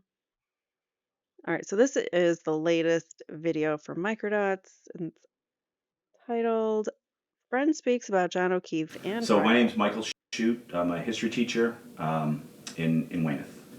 Yeah, so my earliest memories of John were on the basketball court. I would guess about 6th grade, 7th grade. He was a terrific athlete. Always had a big smile on his face. He enjoyed playing the game. I remember his brother Paul would run on the court, and he was another gym rat, and they were both really good athletes. Braintree youth basketball was a big part of my life and for a lot of us. I have some pretty vivid memories of John just shooting the ball and scoring. He scored a lot of points, and then he would just run down the court with a big smile on his face. That's just the type of kid he was. When he got older, when he was in high school, he wasn't quite as dominant an athlete as he was when he was little. When he was little, he was unbelievable. I remember soccer, he was always scoring goals, and basketball, he was always scoring baskets. But then when he got a little older, he hadn't fully grown as a lot of kids do as 15 and 16. And then I remember bumping into him, and I want to guess I was probably about 25, somewhere between 25 to 30. And he had shot up, and he was big, and he was confident. And I remember him telling me that he was a police officer, and I was actually surprised. And nothing against police officers, but oftentimes a police officer is not a smiley, friendly person like John is. Did you keep in touch with him up until he passed away? No, I didn't. We weren't very close. We would all, he was a grade below me. We would all hang out in the study hall before basketball practice, and I remember him as being pretty studious, and whenever there was a joke and we were joking around, he would just smile. He'd just laugh and smile, just a very, really pleasant kid. But we I love that he explains the demeanor. Like, okay, so Paul explained him a little bit, but basically he really only like talked about, oh, he stepped up and he took care of the kids or whatever, and I admired him for that, which is great, and we all know that story. But this guy actually is like talking about the type of person that John was, and like his personality traits, and his behaviors and habits, which we didn't really get from Paul. I mean, no offense, I'm not saying like Paul should have given us that, but I'm just saying like there's a big difference between the way that Paul's talking and the way that this guy's talking. And I know this guy is just a friend and Paul's a brother, but it's still Paul's just coming out very accusatory and on the attack, and Karen did it, and damn her defense team for giving her a defense and all that. And I don't like that approach. we weren't friends outside of school, and that was really my only interaction with him. I didn't talk to him that often. I played basketball. I played football and baseball and basketball at Braintree High, and then I went over to Thayer Academy, and I really didn't see John after Braintree High School. And I bumped into his brother Paul, who was on a recruiting trip when he came to Trinity, and just he was a lot like John in the sense he's just a really nice kid, and I felt because of that Braintree connection we had, I felt like let me take this kid under my wing a little bit. And he was there with a couple other Braintree kids. I think he ended up going to another school, but he was like I said, very much like John, just a really nice kid. That's exactly what I would say too. Yeah, just a good kid, good family. Did you know Mr. O'Keefe? So I do remember. I remember him at the games. He was coaching. If you were at a BYB, a Braintree Youth Basketball All-Star game, he might be one of the coaches or one of the dads on the sideline. And just a very easygoing guy, and the kids just really liked him. I never had him as a coach, but I know that the kids who did have him as a coach, they really loved him. And I just remember how good he was, and I remember thinking, I want to be that good. And I do remember in one incident where he scored, and then he stole the inbounds pass, and then he immediately scored again. It was 4 points in a matter of seconds, and one of the things I do remember about his family is that they were there and they were cheering, and they call him Johnny or they call him JJ. Yeah. And there was just a lot of positivity. And it helps that John would score a lot of baskets, but I remember Kristen would cheer. She was very vocal in her support, and John just had a big smile on his face. And I think when I saw him many years later, it was the same thing. It was just that's how I recognized him, just a big smile. Generous. He like when people say that he buys everyone's beers. That's what he does. Yeah. Or that was my memory of the last time seeing him. Immediately he wanted to buy me a beer, and I talked with him for about 20 minutes, and we caught up. And it was it was good to see him, and I was happy for him. He seemed like one of the just just a really nice kid and someone who had gained confidence through the years. He seemed a lot more confident than when I knew him in high school. So a friend of mine called me up Saturday Why did that stop? I don't know. That was weird. night. It was around 8 o'clock, 9 o'clock. And he told me that John was deceased and that his girlfriend had hit him. And basically that she had backed up and he must have been drunk and he must have been knocked down. And then he had some bumps and bruises or something to that effect. And I immediately said, that makes no sense. Mm-hmm. And he said, you're right, but there was a taillight pieces there was some kind of a link to the house where he died, which is 34 Fairview, to that house, and then also John's house. I remember that specifically. I didn't think anything of it. I actually felt bad. I honestly thought this. The taillight wasn't found until after 5:30, and her car was taken at like 4:15. So there's that. This woman's an idiot. You know, she should not have been drunk and she should not have knocked him over. And then a friend of mine, years later, or probably a year later, she posted the Turtle Boy article, and I immediately reached out to her and I said, stop, you gotta take that down. I think with Turtle Boy, I think you do get facts. He does bring the receipts, but then there's conjecture to his posts. But I didn't think that he had unlocked, a scandal, a cover-up. Right. And then it took me a long time to finally recognize. After I had to read the articles, it had to be 2 or 3 articles in a row, and then more and more the pieces were put in place. And I think the thing that really stood out to me is that Brian Albert never left his house. Yeah. That just does not make any sense. Right. You know, the lights would have been flashing, there would have been sirens. We know about the dog would have been barking, and he's a first responder. Yeah. He would have, if that had happened, like the police said it, he would have gone out to help him. Right. He would have gone out, and at the very least, he would have been out in 5 or 10 minutes. Right. Maybe not right away, but to not come out of the house, and we saw Jen McCabe going into that house, which was chilling to me.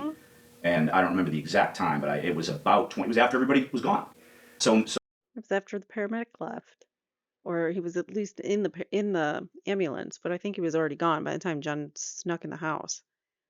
And then Michael Lank, the lead detective from Canton PD, the sergeant that arrived on scene, said that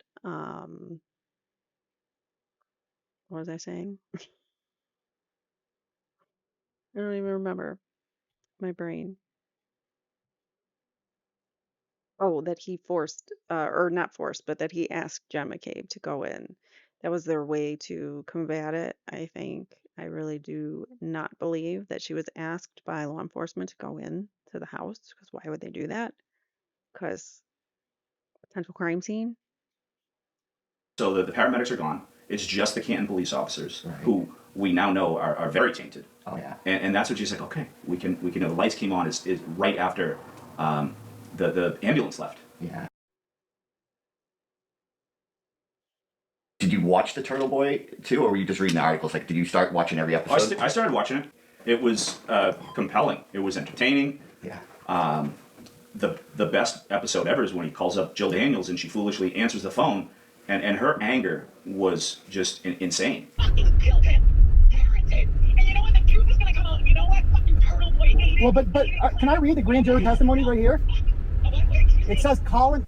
At how angry she was with him, and she slipped and said, and it seems like it keeps coming up. You know, Higgins wasn't there, or Brian wasn't. Colin wasn't there when John was there. Present. Colin Albert was in the house, but prior to when John and Colin, Brian and Higgins. At the next line, turn right. Why is it guilty until proven innocent? And then they try to pull it back. Yeah. I think it was Allie. Colin was not there, or Colin left before. Sorry, trying to grab chapstick. My lips get dry. I'm addicted to chapstick. I use EOS. Vanilla. Colin Albert left before John was there, is what Jill Daniels said. Jill Daniels is also the one that came up on the Sunday night before the mistrial, where Turtle Boy was in downtown Canton and walking around, or I don't know if it's downtown, but he was walking around Canton, and, or as they say it, Canton, and they walked past D&E Pizza. Colin Albert started talking to them, going, "Really, really, I can't even go to my dad's pizza shop." And then he's like, "Call the cops," because that's their first reaction. Um, yeah, these people are gross. McCabe, who actually seemed to leak it out in the stand. And I don't think that was that incriminating. I think the most incriminating thing I've heard so far was Matt McCabe talking about the text messages. Me too. And the facial expressions. Jen McCabe literally creating in front of us what happened, looking at the jury constantly. It was innocent. I'm not asking for your explanation. And Chris Albert going like this. And Brian Albert is doing this weird thing with his tongue inside of his mouth. Colin Albert's testimony was ridiculous. Colin Albert is literally saying, "I don't know. I can't remember. I don't recall." I do not remember. I do not remember. I do not remember. No, I don't remember. Not that I remember. Again, you just don't remember. Correct. Okay. Isn't this a great video by Microdots? Like, he goes in, he grabs all the little parts. It's so funny. It's like, I don't know. He just does a really good job, Microdots. Good job. It's an issue with your memory, not an instruction that you received. Correct. Right. And then he talks about falling and putting his fist down. When you fall, you palms up. Yeah. Right? Yep. I'm going to brace myself. You don't brace yourself with your knuckles. Never. So I think they've just been caught in so many lies the last few days that it's unthinkable to me that anyone would express that Karen Read is guilty. Yeah. I see hundreds of circumstances, literally hundreds of circumstances. When you put them all together, it clears. You could take one thing and say, well, he didn't come out of the house. Well, he didn't come out of the house because he was sleeping, or he passed out, or he drank too much. That's why he didn't come out of the house. Right. That's one thing. Yeah. But when you put 200 or 300 different circumstances, there's so many of them.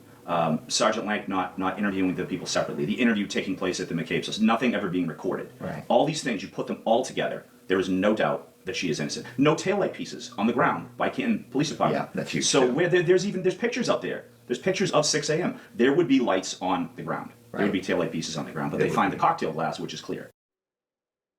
My thoughts about the O'Keefe family are overwhelming in support for them and the tragedy, the multiple tragedies that they've experienced. Yeah. I've tried to stay away from saying anything negative. Me too. But each day, it's becoming clearer that Karen is innocent, and yet we see, or what appears to be hatred towards Karen. So you have a 600. It's crystal clear to me and to so many others that Karen Read did not take John O'Keefe's life that night. His injuries are more consistent with being perhaps beaten up by someone and maybe falling and hitting their head and being knocked unconscious. That, my friends, is what his injuries are consistent of, and being bit by a dog and being dragged out and put on the ground out in the snow and left there sometime after 2:30, because 2:30 a.m. Lucky the plow driver did not see a body at that time. So John O'Keefe wasn't there at 2:30 in the morning. So obviously he was put there sometime later.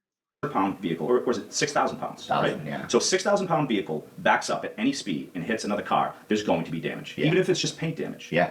So I think they fixed it, and then now we have the as long as Karen didn't hit the traverse, we can say that the taillight damage was Only from hitting him in front of 34 Fairview, which we all know is ridiculous because the accident reconstruction never took place until the FBI did it. And the FBI is making it very clear. And I don't think Yannetti would lie. He could get in too much trouble for lying about that. Yeah, and there's 3 experts that are going to testify. I want to point that out. Some people think that lawyers can lie, especially defense attorneys. That's not true. They can't lie just as much as someone from the Commonwealth isn't supposed to lie. When the lies are getting told in court, it's because the judge is letting those individuals lie. So the Judge Canoni is letting Lolly lie all over the place, lie to the court, lie to the jury, and she doesn't do anything about it. So that's the problem. But Yannetti can't lie either. I mean, if he was lying about the feds investigation and whatnot, then which he wasn't, because obviously, the feds were investigating because they turned over some 300 pages worth of information. So obviously the feds were working on this. I hope they still are. It is, I believe, an open investigation. I know the investigation into Proctor is still open, and why he's still on the payroll, I do not know. But yeah, that is my feeling, and it's sad. I think it's sadder than John's death in itself. Paul should be livid at every single one of those Alberts that are getting up there and lying through their teeth, and it's obvious to the world. He should be. I don't know how he's able to contain himself. I really don't. I see that woman, McCabe's sister, sitting behind him, almost directly behind him. It's infuriating seeing this take place. You got Allie McCabe crying, and she's crying about all this harassment that she's gone through. Well, you're getting harassed because your family is involved. Your family did it, and she's done some harassment of her own. So I really don't. I don't have it. I don't feel bad for her. Yeah. I don't feel bad. I'm sorry. I do feel bad for her, but she's lying and she's trying to frame Karen Reed. So I don't. Exactly. These people are lying to frame an innocent woman. The McAlberts, all of the individuals that got up there, and the testimony who you were like scratching your head going, that doesn't make sense. Those people were lying to you, and most likely to protect themselves and to frame an innocent woman. So think about that. I don't feel sorry for them because they know what they're doing. Just like Paul said in his interview, she knew what she did. These people know what they're doing.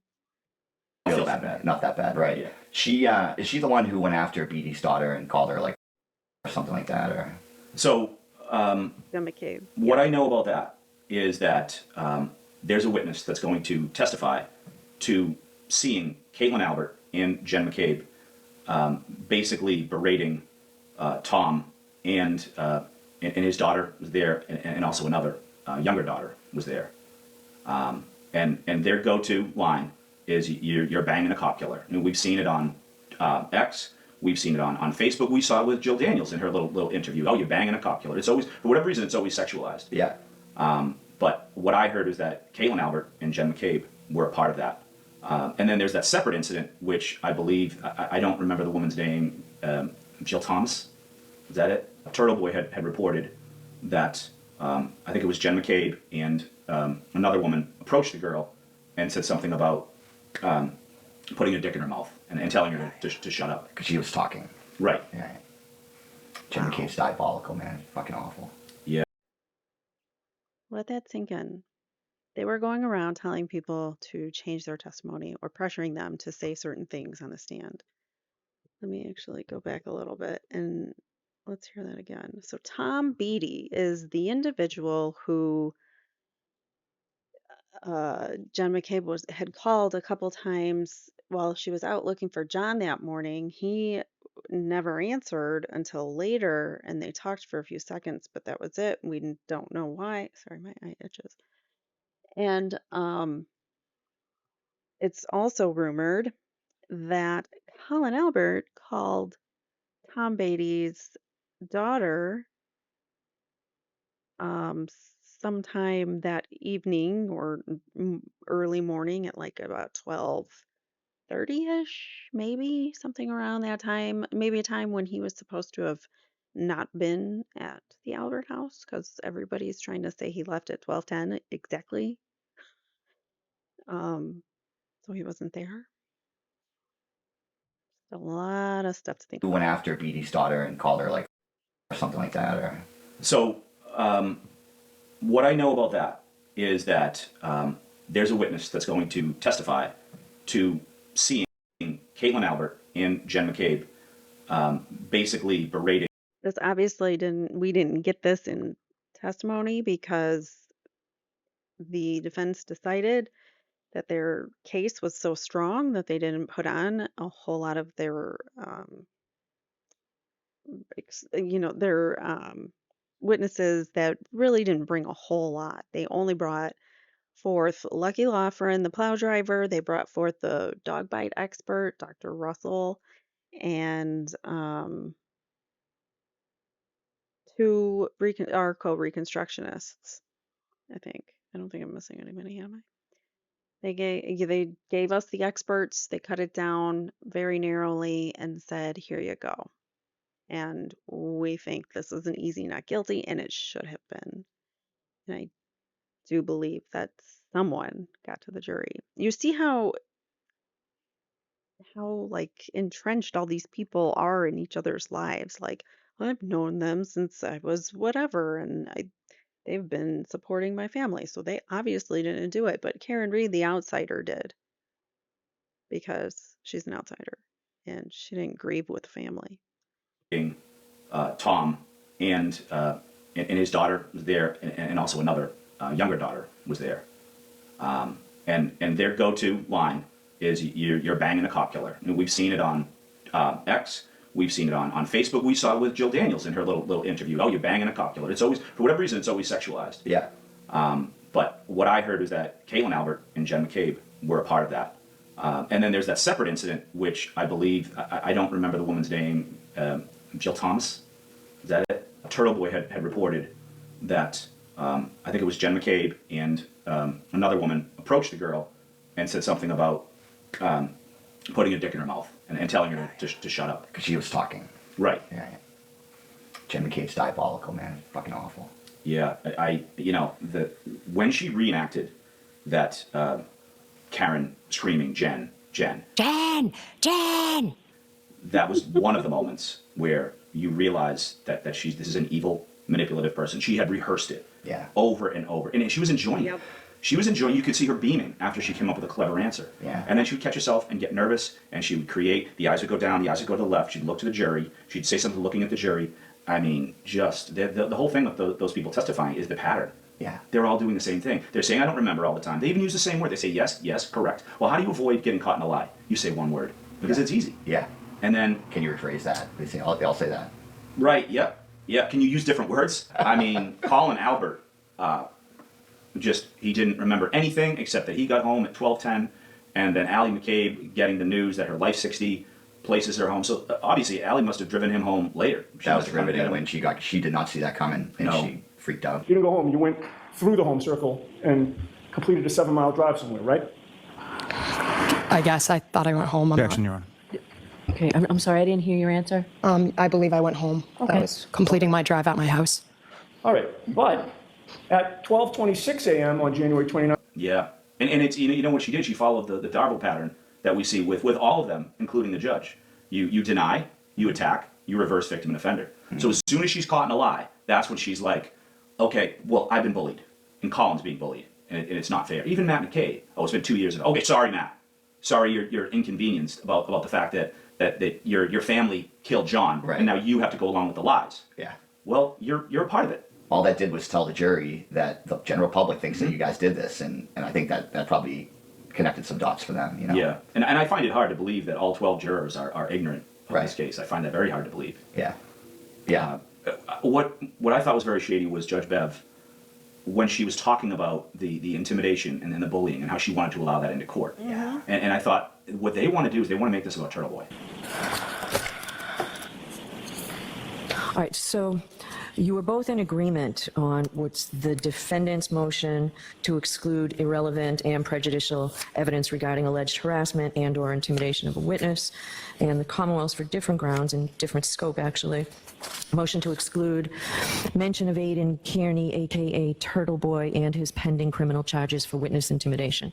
So, though you both agree it's out, that doesn't necessarily mean that I agree with you that it should be out. Yeah, because Turtle Boy has made statements. He has... What? Both sides, the Commonwealth and the defense, said in a motion in limine to the judge, we don't want any witness intimidation stuff coming in. We both agree it's going to prejudice our case. We don't want it.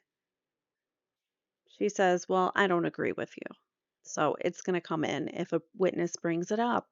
And so the first witness on the stand that has an opportunity to bring up intimidation, of course, does. It's just so sickening. how this whole thing has taken place. Necessarily mean that I agree with you that it should be out. Yeah, because Turtle Boy has made statements. He has gone to people's homes, whereas Karen has not. So for them to, and it's like that with trolls. The trolls want to talk about Turtle Boy. And you know, I try to see it all, but really the cross-examination from the defense is what that's appointment viewing. That is amazing. Yes. Adam Lally talking for an hour and a half, or having somebody on the stand for an hour and a half talking about every feature of the home and the weather. And who, if anyone, was driving the ambulance to the hospital? It's Who, if anyone, was driving the ambulance? That's going to be quite the quote from this particular trial, because who, if anyone, drives your car? Does anyone drive your car? It's such a question. that's boring. Yeah. But I think, you know, on Tuesday, I think when Jen McCabe gets on that stand, I think that she's going to have a Matt McCabe moment where he's ready to fight David Yannetti, and she is going to really lose it and really reveal herself. So it seems at this point in time, when this interview was taking place, Jen McCabe had not completed her testimony. So this was before the mistrial, I'm assuming. 'Cause it just said when she comes back to the stand. So I'm thinking this was done previously. I'm still waiting for them to just go, you know what? We got to drop the charges. Me too. This is not going well. When the defense gets up there and they have their experts and they have their witnesses, there's going to be witnesses that are going to get up there and they're going to talk all about Jen McCabe's manipulation and how right out of the gate she was talking to everyone at the waterfall, calling them out. She talked to Kerry Roberts how many times? All day long. All day long they talked and they barely knew each other. Right. And she was reaching out to that woman Karina, and she was saying things like, you know, would you like me to refresh your memory about what happened in the waterfall? You know, she's Karina was one of the individuals that they were out with that night. Karina and her husband, Kolakithis. I can't remember his name, Mr. Kolakithis. And she had testified to the fact that Jen was trying to get her, separated and saying, "Hey, I got a surprise for you, come with me," and that kind of thing. And then Jen turns around and is telling Karina, I'll help refresh your memory as to what happened that night. That's interesting. Who does that if you're not trying to fit a narrative? From day one, she's been spinning a narrative that Karen Reed did it, and it's been the Canton secret whispers for the last 2 years, and everybody in Canton versus Karen Reed. And she's an outsider, so everyone inside of Canton who knows each other, we're going to all whisper and talk about her behind her back. trying to paint this picture exactly how she wants to, and it's very very revealing. And I think with I thought that woman was an amazing witness for the defense. Very pleasant. You could tell she was very sweet. She talked about Karen and what she had to say about John and how, you know, taking care of the kids, and then she talked about how Jen grabbed her arm and said, "You're coming with me." Did you believe it was important at that point to ask Miss Reed to come with you, which would separate her from John? There was never any idea of separating them. Except for the fact the idea was, you're coming with me, not you two are coming with me, correct? Incorrect. By definition, if she came with you, you'd be separating her from John, wouldn't you? So I think what's going to happen is you're going to see more of that type of thing, where we see Jen McCabe's manipulation. We see it. We see her, just throwing herself into the mix and talking to. There's no way she wasn't planning this with Michael Proctor. Oh, of course. She's at his house. Yeah. She went to his house. How did you know that Karina said? Did they say that in court that Jen McCabe called her and said, "Do you want me to refresh your memory"? No. Where did that come from? No. Sean? It's just I know people in Canton. You do? Yeah. Okay. I know people that have been through the Michael Proctor, and they've been through Jen McCabe, and they try to rope them in and make them a part of their story that is being told in different ways by Jill Albert and Chris Albert and Brian Albert, all sort of on the same page.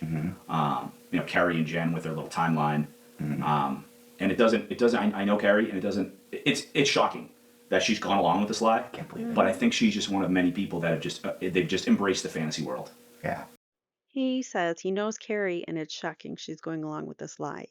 That's why I'm saying she's part of the cover up. She might not know it. She might be a pawn in Jen McCabe's evil web of lies, but she is part of the cover up, and like a big part of it, because of the things that she said on the stand. And I don't know. I think that and the phone makes no sense.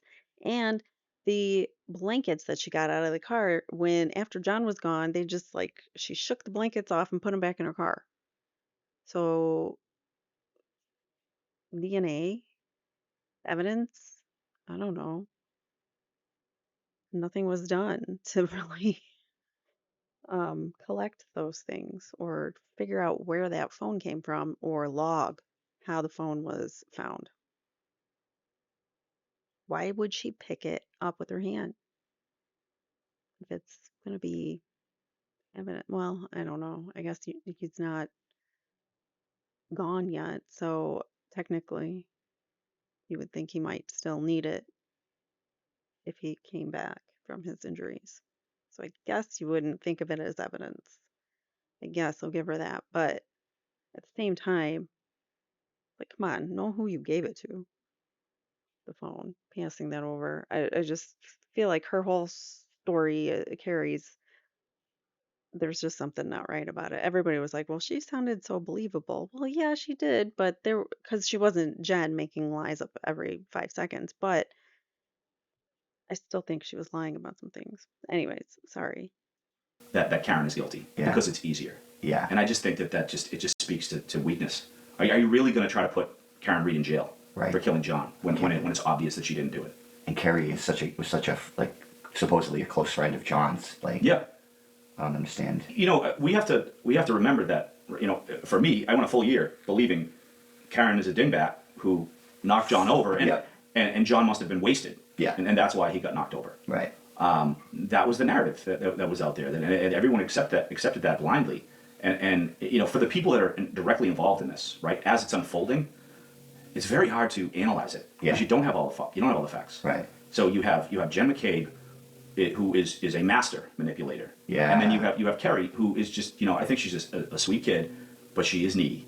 Yeah. And she can't think for herself. Right. And that's what, and you know, that's what one of the reasons why Karen is in a lot of trouble. Yeah. You know, because she couldn't simply say, well, this doesn't add up here. There were no taillight pieces, and something is fishy. Because I know that thought is planted in her head. It's there. It's just being suppressed. Don't you think, though, Carrie, she's so close to all these people, don't you think she's seeing things behind the scenes that make her go like, wait a minute, they know this? Absolutely. But she's still going along with it. That's what I don't understand.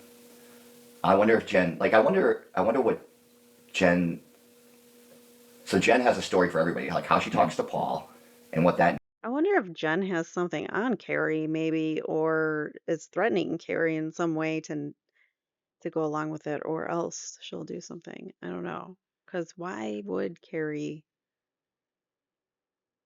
just go along with whatever John McCabe's narrative was? What do you guys think?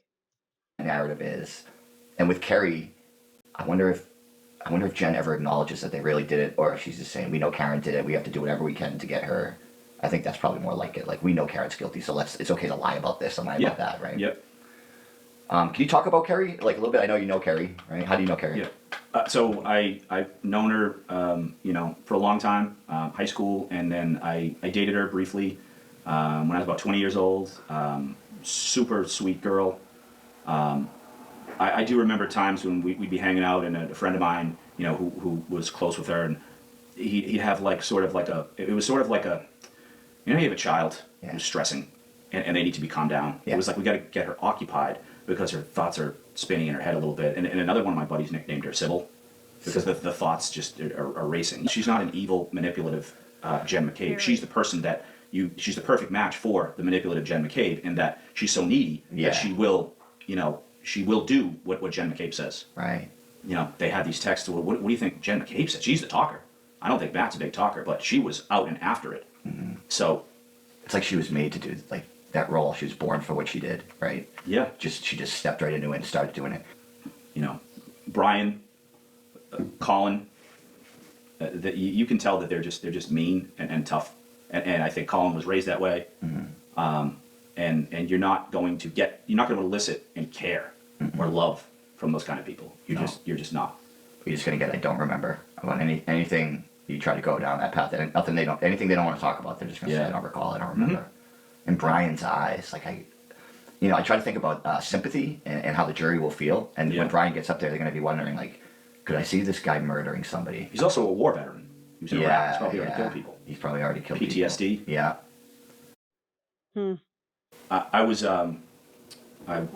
scrolling through Facebook, and the Karen Reed situation had become a real hot topic. It was right after Turtle Boy's articles became very popular, and Paul O'Keefe was very quiet. And then he released on Facebook Carl Dougal's letter, which said that Karen did it, and there was no doubt about it. At the time, I regretted responding. Carl Dougal, if you're not aware, was John's partner, I want to say. He knew and worked with John, but that's all he was an acquaintance. And for some reason, he's got some chip on his shoulder regarding Karen and how Karen and him interacted after John's death. So I don't really know what the whole drama is, but he has a chip on his shoulder about Karen, so now he thinks she's guilty. Of course, he's on the Karen's guilty bandwagon with the O'Keefes and the McAlberts. And what I said basically was, slow down a little bit. It looks like Karen is innocent, and I was attacked. I got personal messages telling me that I was a disgrace, and the girl said, "I can't believe you were actually once a womp," and that was really surprising to me. And Kenny Dougal said, "I don't know who you are, but I can tell you're a horrible person." Now that's the type of thinking that goes. Like, you can't say anything positive about Karen Reed, or you just immediately get attacked. Right. Yeah. And Carl Dougal was very friendly, and he sends me a message, and he says, "Mike, I know you want what's best for John and for Paul. Give me a call. We can talk about our disagreements at any time." And I talked to him. For about 20 minutes, and he was he actually came off as very intelligent, nice, friendly. The thing that made me feel a little bit strange, though, was how much he talked at me. He didn't really want to hear what I had to say. He just wanted to get it out. And I thought that the whole reason he's talking to me, he's trying to convince me, and he must not want any narrative that is pro Karen Reed out there. But it was just strange. Like, you're a cop. Why would you reach out to somebody who was never close with Paul or John, never close? Like, why would you care? Just let me say my thing, and to reach out and want to talk to me. Now, I slightly regret even calling him, but I was just super curious. I was like, let's see what this guy has to say. And he said a couple strange things. He said, Karen should have fallen on her sword. And he said John O'Keefe would have kicked Brian Albert's ass. Other things that he said were, the EDR data is going to prove that she did it. Which to me, that's a horrible, that's a Kevin style argument, that future prediction. Right. This is going to happen in the future. You can't be wrong. Right. Right? Because it's going to happen in the future. Right. And by the end of the conversation, I just couldn't wait to get off the phone because he was just boring the shit out of me. And he was nice. He was like, I just want you to keep an open mind. Keep an open mind. And at that time, I didn't think much of it. But I now feel like he's involved in this. Yeah. And I think he was the medium. I think he was the Proctor connection to the O'Keefe family. And I think that I heard he had the Traverse fixed. I don't know. It's probably something like that. It doesn't make plausible. it doesn't make. The rumor is then the Traverse was fixed, so it wouldn't appear that Karen hid it. That's messed up, man. So much was done in this case to cover up. There's so much evidence that there's a cover up, but I can't take people seriously who don't see it. Any sense for him to be shoulder bumping Karen in court? Yeah. I think it's intimidation. I think that's all his frustration, intimidation. You look at his wife in court. I don't think I've ever seen a more miserable person on the planet. It's not grief. Right. Whatever it is, it's not grief. Right. No, she seems to be someone that really hates Karen. Yeah. And the things she said under her, when she was exposed on Twitter with some of the things you read under that account, that anonymous account she had, are just disgusting things. Yeah. So So you think Carl was communicating between Proctor and the O'Keefes, maybe managing Paul and the O'Keefe family through Proctor? Yeah, unwittingly. Yeah. So I think that Proctor's like, hey, we know she did it. And I think Carl, I don't know what their relationship was. He told me on the phone that he knew Brian Albert. He tried to downplay his ability to pull off a cover-up because they'd been drinking all day, which I thought was strange. I think that what happened is, for whatever reason, he was backing the Blue as a police officer, not John, who was deceased. He was backing the still alive police officers, and he probably believed. He could have easily been like, all right, Karen did it. We need to get the traverse fixed. Let's do it. You know, that's a possibility there. And then once you've done it, you're locked in. You are locked in, and you just committed a crime. Right. So, you know, almost like it had been a sort of like a non-malicious move that he made. Yeah. You know, which according to Sean McGulph, that's how it works. Yeah. You know, we need this to happen. Let's do this. Let's get this fixed. Not that Sean would ever be involved in it, but he just knows. He knows how how it corruption works. works. Yeah. But that is how corruption starts. That's how, if a cop is willing to start to fib some evidence one way, then what won't he be willing to do? Once you start that little, oh, that was easy, changing this evidence to make it fit. Now what? Now let's see what else I can do. Let's see what else I can get away with. Yeah. And you know, like I said, he's the one who told me about that, and I think he's been really, you know, genuine and heartfelt, and you know, when he talks he's had conversations with Ken Dougal, and you know, he's bringing about a lot of humanity, and you know, it's unfortunate the way he's been attacked. People talking about his father too. His father being dead. Yeah. But it's just a massive movement to shut people up. It is. Yeah. Jailing Aiden. Yeah. I mean, come on. I don't think, you know, like, he's no choir boy, but he didn't belong in jail. No way. And he just seized Karen's phones. Like, that was scary when that happened, wasn't it? When you heard that was going on, they just took Karen's phone. Tully went and took her phone. Yeah. So gross. That was part 1 of Friend Speaks about John O'Keefe and trial. And again, that was Microdots, and his name is Mike Chute. Chute. So he was a hometown friend of John O'Keefe's. Now you know, we went through Paul O'Keefe's interview, intermixed with some key moments in the trial that I wanted to point out, which kind of contradicts some of the things that he said. And then we went over 2 individuals who were friends with John, and both have differing views. As you can see, one is totally anti-Karen Reed, and the other one is totally logical and reasonable, and can see where the evidence goes, and it doesn't go to Karen. So it's just interesting. I thought I would bring the different perspectives to you and show you Paul's interview, but in a different way, because I know a lot of people were going over it, but I wanted to show you his interview mixed with other things that he has said or that other people have said, and try to kind of give you a storyline from there. So I hope you enjoyed that one, and I hope you guys will join me in the next one. Please make sure you are subscribed so you don't miss out on Canton Cover-Up episodes and more. Thank you guys so much for being here. Please hit that like button on your way out. I appreciate you so much. Take care. Bye now. If you've been impacted by a true crime and would like your story told in your own words, or if you or someone you know has been wrongfully convicted or accused of a crime, please write to crimeincourtchannel@gmail.com and tell us your real true crime encounters. Thanks for watching.